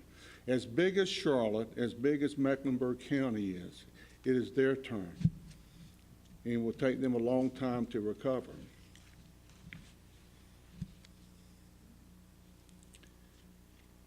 It's no school system, public or private, no school, public or private, no church, no home, no business is immune to the ills of society. We have been very lucky in Onslow County. And all we've heard when these past shootings that we've got SROs in the middle schools, we've got SROs in the high schools. We need to expand to the elementary because you never know what's going to happen at any time. It is our sworn duty to provide safe and secure facilities for our teachers and students. It's a priority. If the teacher doesn't feel safe, they're not able to teach. If students don't feel safe, they're not able to learn. It's very simple. I'm going to move on quick to the next part on the capital outlay. Can you go to the slide regarding the appropriations of right there? Y'all didn't practice this, did you? Anticipation, I think the song goes. And this is information that we shared with the budget committee with the county commissioners. If you go in that right-hand column, we were getting $3.3 million in 2002, and you pointed out in today's dollars that would be 5.4. And you also pointed out in the quick notes that now we got 3.8 million square feet in heating space. What was the square footage in 2002? Mr. Myers, I think it was a little over 2 million. 2.9 million, about a million less. So in 2002, we had 2.9 million. Now we got another million. Yes, sir. So we're still receiving the same dollars today as we did back then. Yes, sir. And the left-hand column, in 2014, I believe that's when we began the funding agreement with the county. Is it 14, Jeff? March 2014. And in that agreement, we worked to incrementally increase the capital outlay budget to its current $3 million. So we're operating $3 million today, same as we did in 2002, with an additional 1 million square feet.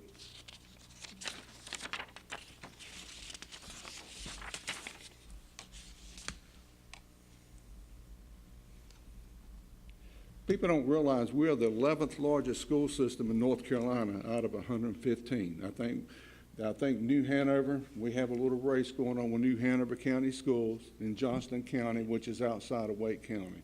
But we're about the largest east of I-95. We're growing 300 kids a year.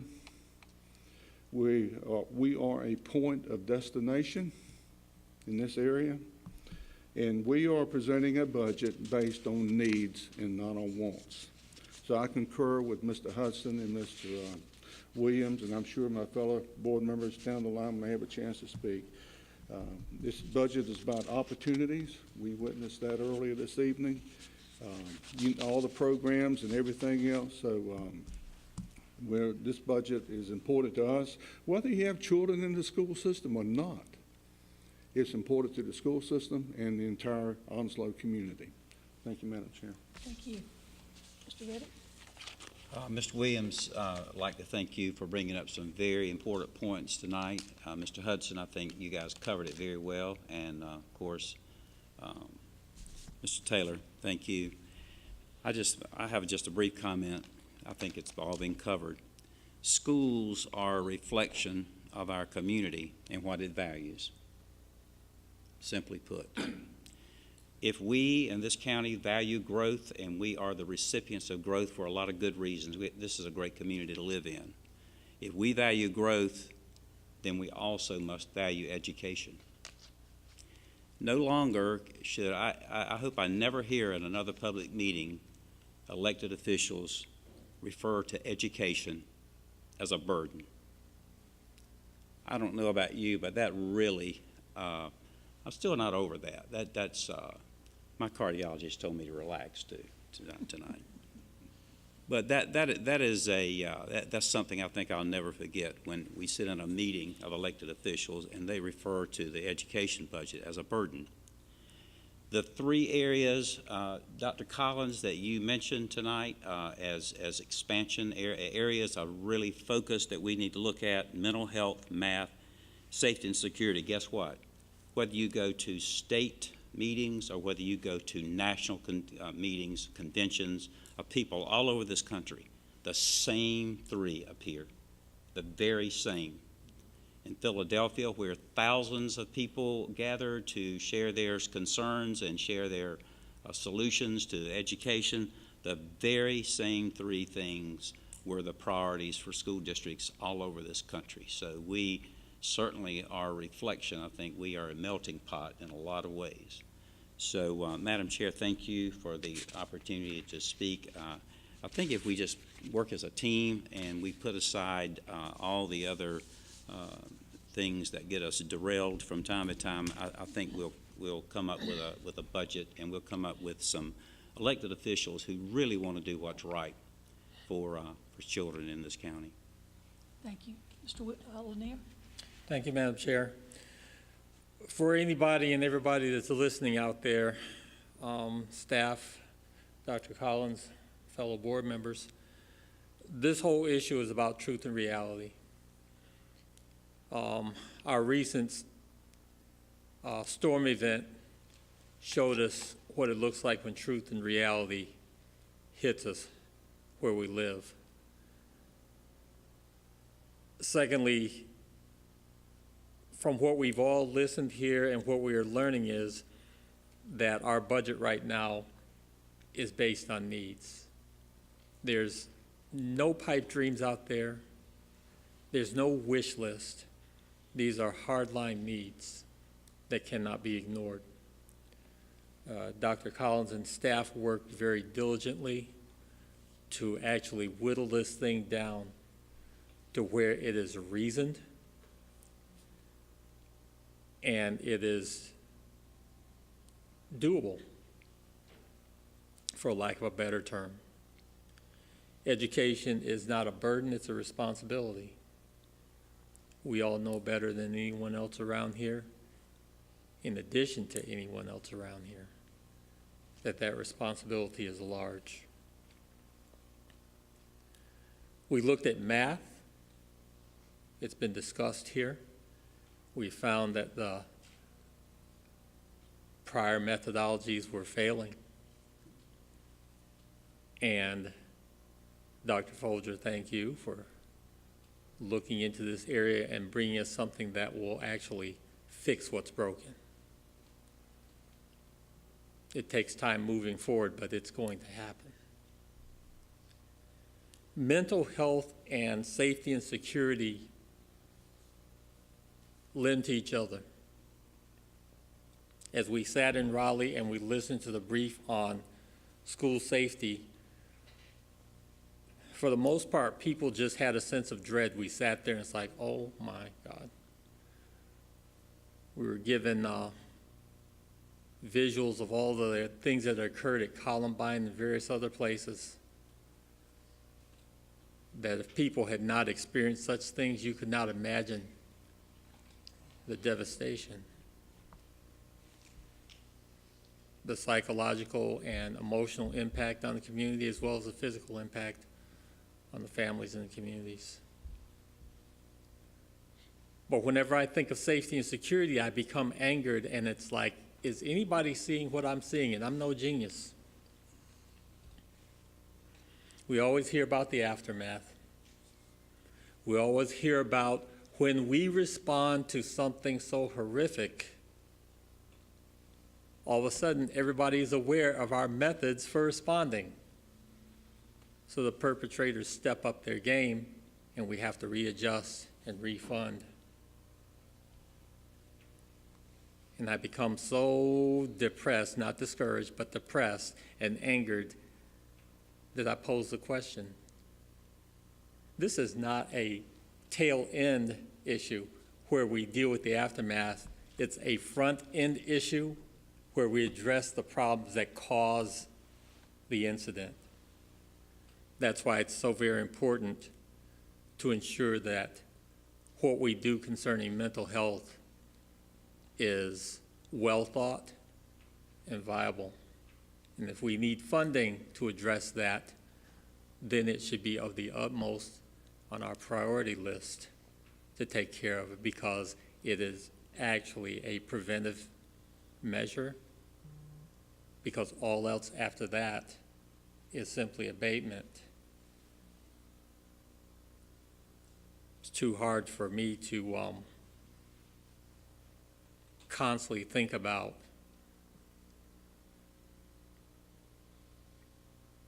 but the bottom line is that the work of the superintendent, the staff, and the oversight and diligence of the board now coming up to approve this budget. Some hardline realities. Me, I'm a truth and realities type of person. Some people say, oh, Mr. Lanier, how can you be so cruel? Well, truth and reality does not accommodate people's feelings.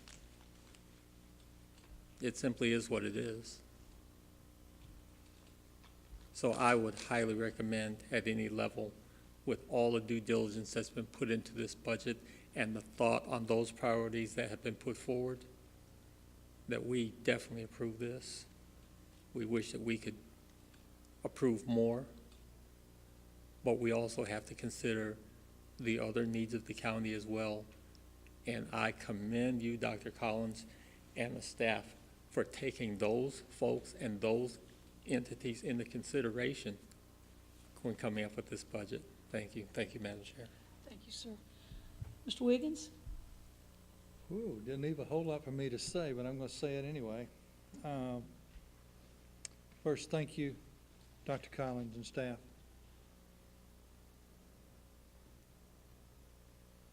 We're asking for needs, not wants. Mr. Hudson, and I'll say this, I too am a conservative. If you don't believe that, you call and speak to my wife. But, and I'm not opposing the commissioners, their board, our board. But it's all about teamwork. And those of you that know me know how passionate I am about Onslow County and educating our children. That's what it's about. Educating our children and making sure they're safe while we're getting the job done. I don't have any children in the schools anymore. And I'm proud to say my son and 2 daughters went to Onslow County schools.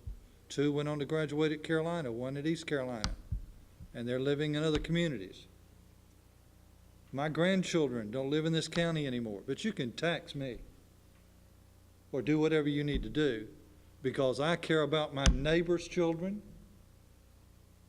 And the good Lord, He gave us that message about taking care of children. And I won't keep preaching. But that's our job. That should be our responsibility and our calling. So you're welcome to tax if that's what it takes. I'll pay it. Because I believe in Onslow County, and I believe in our schools, and I believe in our teachers, and I believe in our kids. And I'll never understand this. After Deb and I were married, we had our first child, our son. We had to feed him, we had to clothe him, and all those other things. Then all of a sudden we had a daughter. Guess what? We had to buy some more clothes and some more food. And then we had another daughter and same thing. How do we keep getting 300 to 500 kids a year and building new schools, Dixon Middle and the Richlands Elementary, but yet the bills don't go up? Please explain that to me.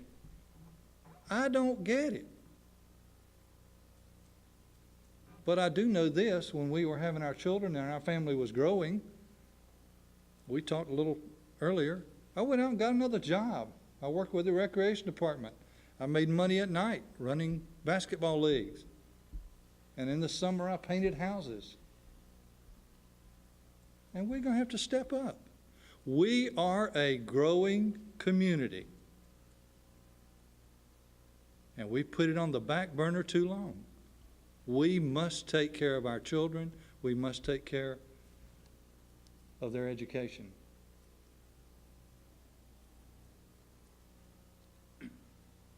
We are growing. Isn't that a great problem to have? What if we weren't growing? And we were losing teachers. All the rental houses sitting around and no one in them buying and paying rent. Realtors wouldn't be selling houses. We'd be closing schools. It's a great problem to have. We're growing, we're progressive. Let's get on board and take off. Enough from me. Thank you. Wonderful comments, and I think it's very valid points that have been made. 2 words come to my mind when I look at this budget: protection and preservation of property, protecting your property and keeping the things that you have so that you can continue to use them. I want the public to know that our superintendent presented a budget to us that wasn't this large. And as Mr. Williams said, we went back and told him, and we told our staff, we need to show our true need. It's better for us to put a roof on than it is to paint inside. And if the roof is breached because it's not properly installed or it's old, then we'd have to repaint again. You wouldn't do that at your home. So they came back with some different figures. So if the fault of a larger budget belongs to anybody, we own it, and we're proud of owning that. Because I think to the public, we owe you an explanation of why our budget is like it is. Our staff has done, I believe, a diligent job of looking at what the needs are. And when they came to us, it was a unanimous decision. I've sat on this board almost 16 years. First time we've had a discussion like this. First time it has even been halfway been unanimous. This time it has been unanimous in the presentation of this budget. So to my colleagues and to our staff, Thank you, thank you, thank you.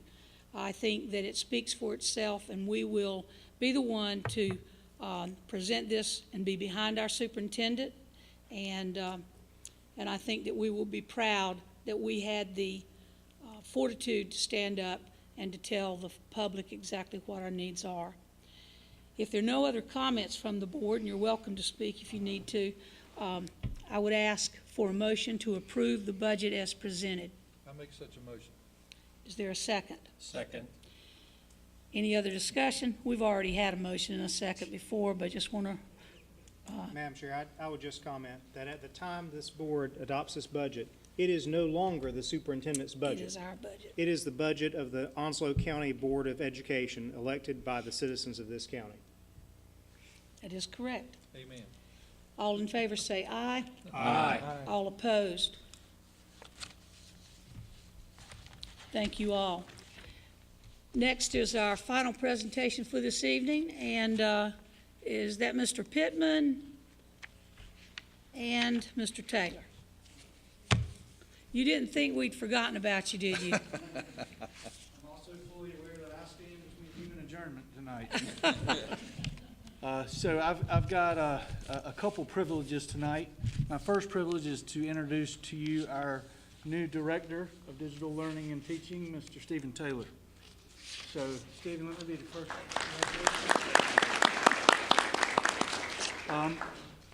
With the very serious and solemn discussions that we've had tonight, it's a privilege to show you what's happening in our schools.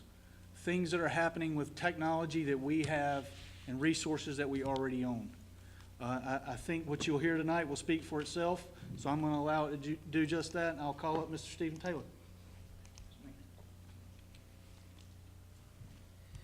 Madam Chair, board members, staff, community members, thank you for allowing me the opportunity this evening to share the amazing ways we are improving instruction with Microsoft tools in the one-to-one program.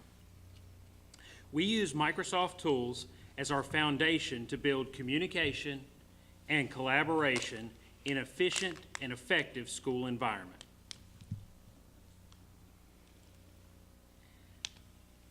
The data you see here represents the usage of Microsoft tools from May 2018 to February 2019. Each block represents a different tool. For example, Outlook Email, OneDrive Cloud Storage, and Microsoft Teams are standard learning management software. We continually see 85 to 95% usage rates among most core products, with over 10 million documents currently in our OneDrive Cloud Storage. Please note the two highlighted areas. They are last summer and the time during Hurricane Florence. You will see, even during the hurricane, our staff and students were still communicating and learning thanks to the incredible work of our teachers, students, and families and right digital tools. We are also using Microsoft tools to be more efficient, whether using Forms and Flow to reduce IT service time on computer repairs, or using Teams to reduce face-to-face meetings, organize material for staff and students, or to give decision makers easy access to relevant information. We continue to use these tools to their fullest. Now, where the rubber meets the road, how do we use these tools to support our instructional framework for every student in every classroom every day? Let's begin with planning. Using Skype and Teams, we are always available to our staff and teammates to help with lesson design or any other question. This tweet is one of our facilitators asking Mr. Excel Excitement, Michael Simpson, to help with some planning for an Excel session. Teachers and coaches use this technology regularly to help across all of our schools. Instruction is where the digital tools and skills really come to life. What could be a better example of engagement than getting to talk with the author of a great book live? Finding out her why will undoubtedly make the story more real and may inspire some young author. These experiences are just a click away with Skype on all teachers' laptops. Here you see students actively participating in a scavenger hunt, but with a collaborative document so the teacher can watch the answers come in from anywhere.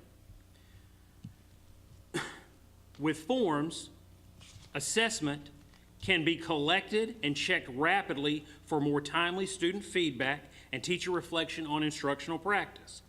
And students really have a chance to share their voice with programs like Flipgrid that allow video questions and responses within the Teams format. Finally, culture. I'm a big believer that culture eats strategy for breakfast, so I've saved the best for last. When we talk about equitable learning environments, we have to focus on making instruction available to all students. This tweet really tugged on my heartstrings. This little girl at Heritage Elementary speaks Romanian. Not a lot of translators for that here. So we equipped her teacher with a mic and loaded Microsoft Translator on her laptop. All of a sudden, her eyes lit up as the teacher talked in English and she read and heard in Romanian. I want to bring up Angie Conklin, Odalise Pacheco, and Denise Collins to share more about the astounding ways we are creating equitable learning environments with Translator and Immersive Reader.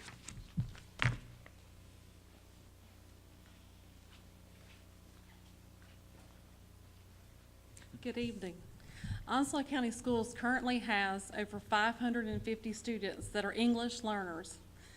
These 550 plus students speak over 15 different languages. So you can imagine what communication would be like in the classroom. In our classrooms, we use Microsoft Translator to support these students' daily instruction and communication. With Microsoft Translator, not only can the students and teachers communicate more effectively, but teachers and parents can communicate as well. If you'll turn your attention, we have an example here of Microsoft Translator Live. Bienvenidos a nuestra presentación de hoy. Queremos demostrarles algunas de las herramientas que están ayudando a nuestros estudiantes de aprendizaje de inglés como segunda lengua. Estas herramientas ayudan a romper las barreras para alcanzar un aprendizaje equitativo. These tools help break down the barriers to achieve equitable learning. One of the tools is the Microsoft Translator. The translator helps our students to read and listen to content in their native language. Y escuchar contenido en su lenguaje natal.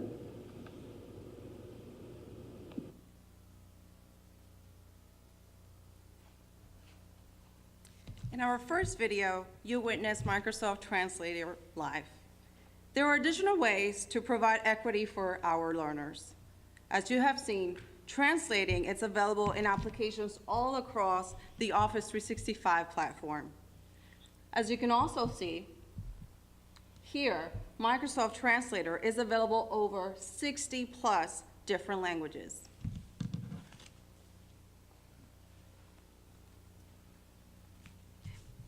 One application is through the learning tool Immersive Reader in OneNote. Immersive Reader offers features such as text preferences, grammar options, and reading preferences. Immersive Reader can enhance learning for students of all abilities. And now in reading preferences in the OneNote app in over 60 languages, without the need for special devices or the need to group students or to displace them from their learning environment. Utilizing the Translate feature, we can empower our students as they learn in an equitable and accessible environment.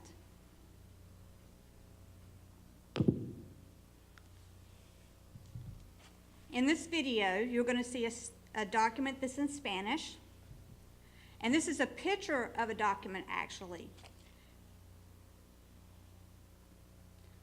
It's placed in OneNote, and using the OneNote app, we can translate this picture into English from Spanish. Going to the menu, we choose View, Immersive Reader. Now we're going to Reading Preferences, where we can choose our language. You can translate by word or by document.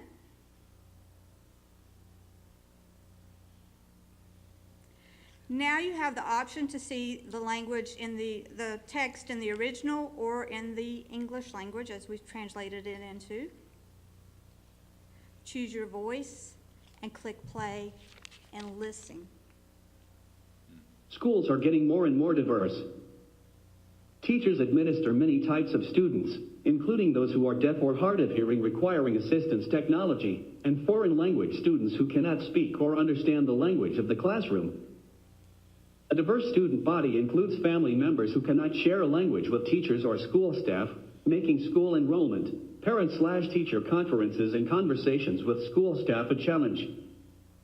The Microsoft Translator helps to overcome these communication gaps, supporting the accessibility of classroom learning with live subtitles, understanding between languages, and even multilingual informal conversations to help with the integration of students in the classroom.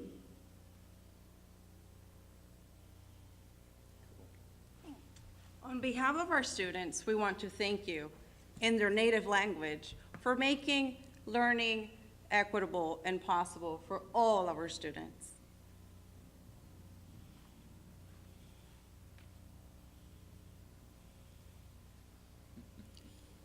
¿Puedo entender a mi profesora? ¿Cómo te ayuda? Porque lo escucho mejor. Me gusta porque le entiendo a mi maestra mejor. مرحبا، أنا اسمي أبرار، أنا أدرس في مدرسة ويرك هاي سكول. أنا أستخدم برنامج للترجمة جيد جدا، ويساعدني كثيرا على الترجمة بما أني لا أتكلم الإنجليزية. أشكر هذه المدرسة على هذا البرنامج الجميل لأنه يساعدني كثيرا في الترجمة. شكرا.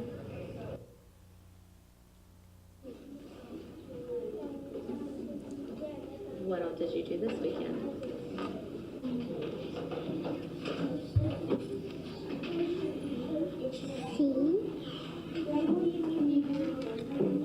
Ayudar esto. Ayudarlo con la maestra. ¿A entender la maestra? Ok, dile gracias.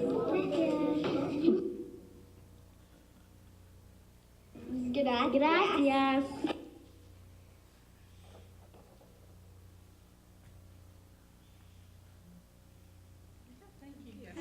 Thank you. I have a question. Aren't we the probably number one use of this in the United States or in the world? As of last year, Teams, which was our learning management software, we were the number one user in the world for education. We were the top 15 out of any company. We had more people participating at all. This year, Stockholm, Ireland, Scotland have kind of bypassed us. They have a few more students, but we have been in conversations with them, and they've learned from experience with us on how to better implement the products. And we've actually helped a lot with development as well. Our teachers have had a lot to say about how their product has been developed. We've had a very good interaction, working partnership. They've sent several teams down here to visit multiple times. It's been a good working relationship. I think this is a cooler product than Rosetta Stone. Absolutely. Absolutely. Also, Madam Chair, I'm sorry, go ahead, Bill. I have a comment and a question. I think this is a marvelous way to help the students to understand their teachers and learn the lessons that they have to accomplish equitably. What impact does this have on their ability and inclination to learn English? We're just beginning to implement this, so I think we'll see as we go along, but they are more active and engaged in the classroom from the beginning. The little Romanian girl basically was sitting there, didn't know what was going on. We had the same situation with a lot of students, especially the older students, and all of a sudden you put the mic on the teacher and the headphones on the kid and the computer in front of the kid, and they have an idea of what's going on. They light up. Angie shared with me one thing earlier in the year that we were showing, and the teacher was literally crying because this was the first time she had been able to reach that student. And that connection is what's going to make that student successful. We can talk all the tools we want. If you're making the connection, that child is going to improve. And that's great. That's a wonderful thing. My concern is that they reasonably assimilate to the culture that they are in, which is our country. Absolutely. And that was if you saw in the Immersive Reader, where they were able to see it in the native language and the English. That makes it an easier transition for them to move to the English. Does this work hand in hand with the ESL program?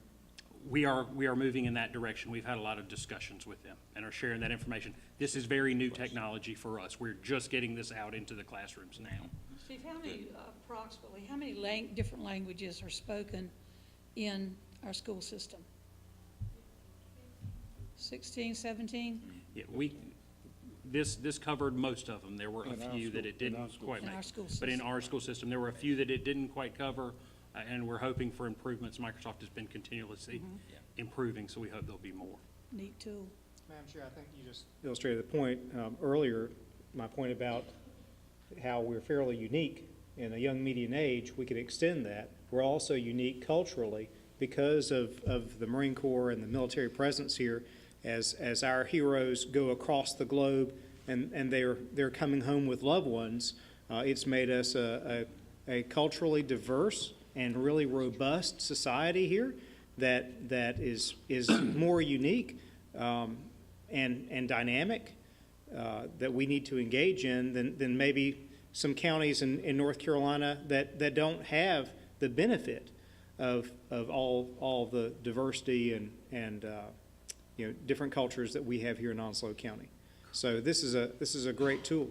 Fantastic. And Mr. Lanier, just to reinforce again, the Immersive Reader part, which we showed a very small portion of, and we'd be happy to share with you, see that in action in the classroom, also helps our deaf, hard of hearing students, also helps visually impaired, also helps dyslexia and dysgraphia. That's what it was specifically built for, and it's kind of evolved into all of that, and we'd love to share more about that with you any day you'd like. Let me know. I will take you out and show it in action. I realize this is new, but it can be a tool that we use with parents who do not speak English. They may understand English, but they don't verbalize it as well. We're already beginning to work on that with our data managers. So that's kind of that first point of contact a lot of times where they have to sit down, and we're trying to get this in their hands so that they can interact with those parents. And board members, if I may, this is not about replacing, this is about building bridges. Right. And it's building bridges to our community, which is, I think, our first responsibility in schools is building bridges to all of those communities, not just the English language learners, but like Stephen said, those who are hard of hearing, those who are struggling with the English language, and English is their primary language. This will reach across all of those spectrums. It will truly help level that playing field. Definitely not meant to supplant, but it's certainly made to build bridges. And Ms. Thomas, to your point, this has already been used at preschool events. We had an event at Thompson where a translator was running right beside it, and parents who were struggling understanding what was going on could look at one screen and in an instant know exactly what was going on in that. So it's already been used to build those bridges and, like I said, reach the communities. If I may, Yes. I understand the reason, and it's sound. It's what anybody and everybody needs, especially when they're coming here and they have these challenges, whether they're impairments, disabilities, whether they're language challenges and everything else. And I know we're not trying to supplant any particular, means or methods or anything else across our culture or anything. But it's important, and that's the reason I asked the question. Yes, sir. It's important to get this out into the community so that the community can then, in and of itself, reach out to these communities as well. Because when we have folks coming to this country, my wife came from Japan. And her thinking on it, because we talked about it quite often, I was so heartened that she really wanted that American citizenship. And one of her prides and joy was not only the fact that she could speak her language, but that she could speak English as well. And that is what I would hope that we're instilling in these young folks. Absolutely. Absolutely. Absolutely. Yes, sir. Other comments? Good job. Good job, Steve. Thank you. Thank you. Congratulations, too. Thank you. Well, we've had a full meeting tonight, and it's really been an enjoyable meeting. I appreciate all the comments that have been said and all the presentations. May I have a motion to adjourn? So moved. Second. All in favor say aye. Aye. This meeting is adjourned.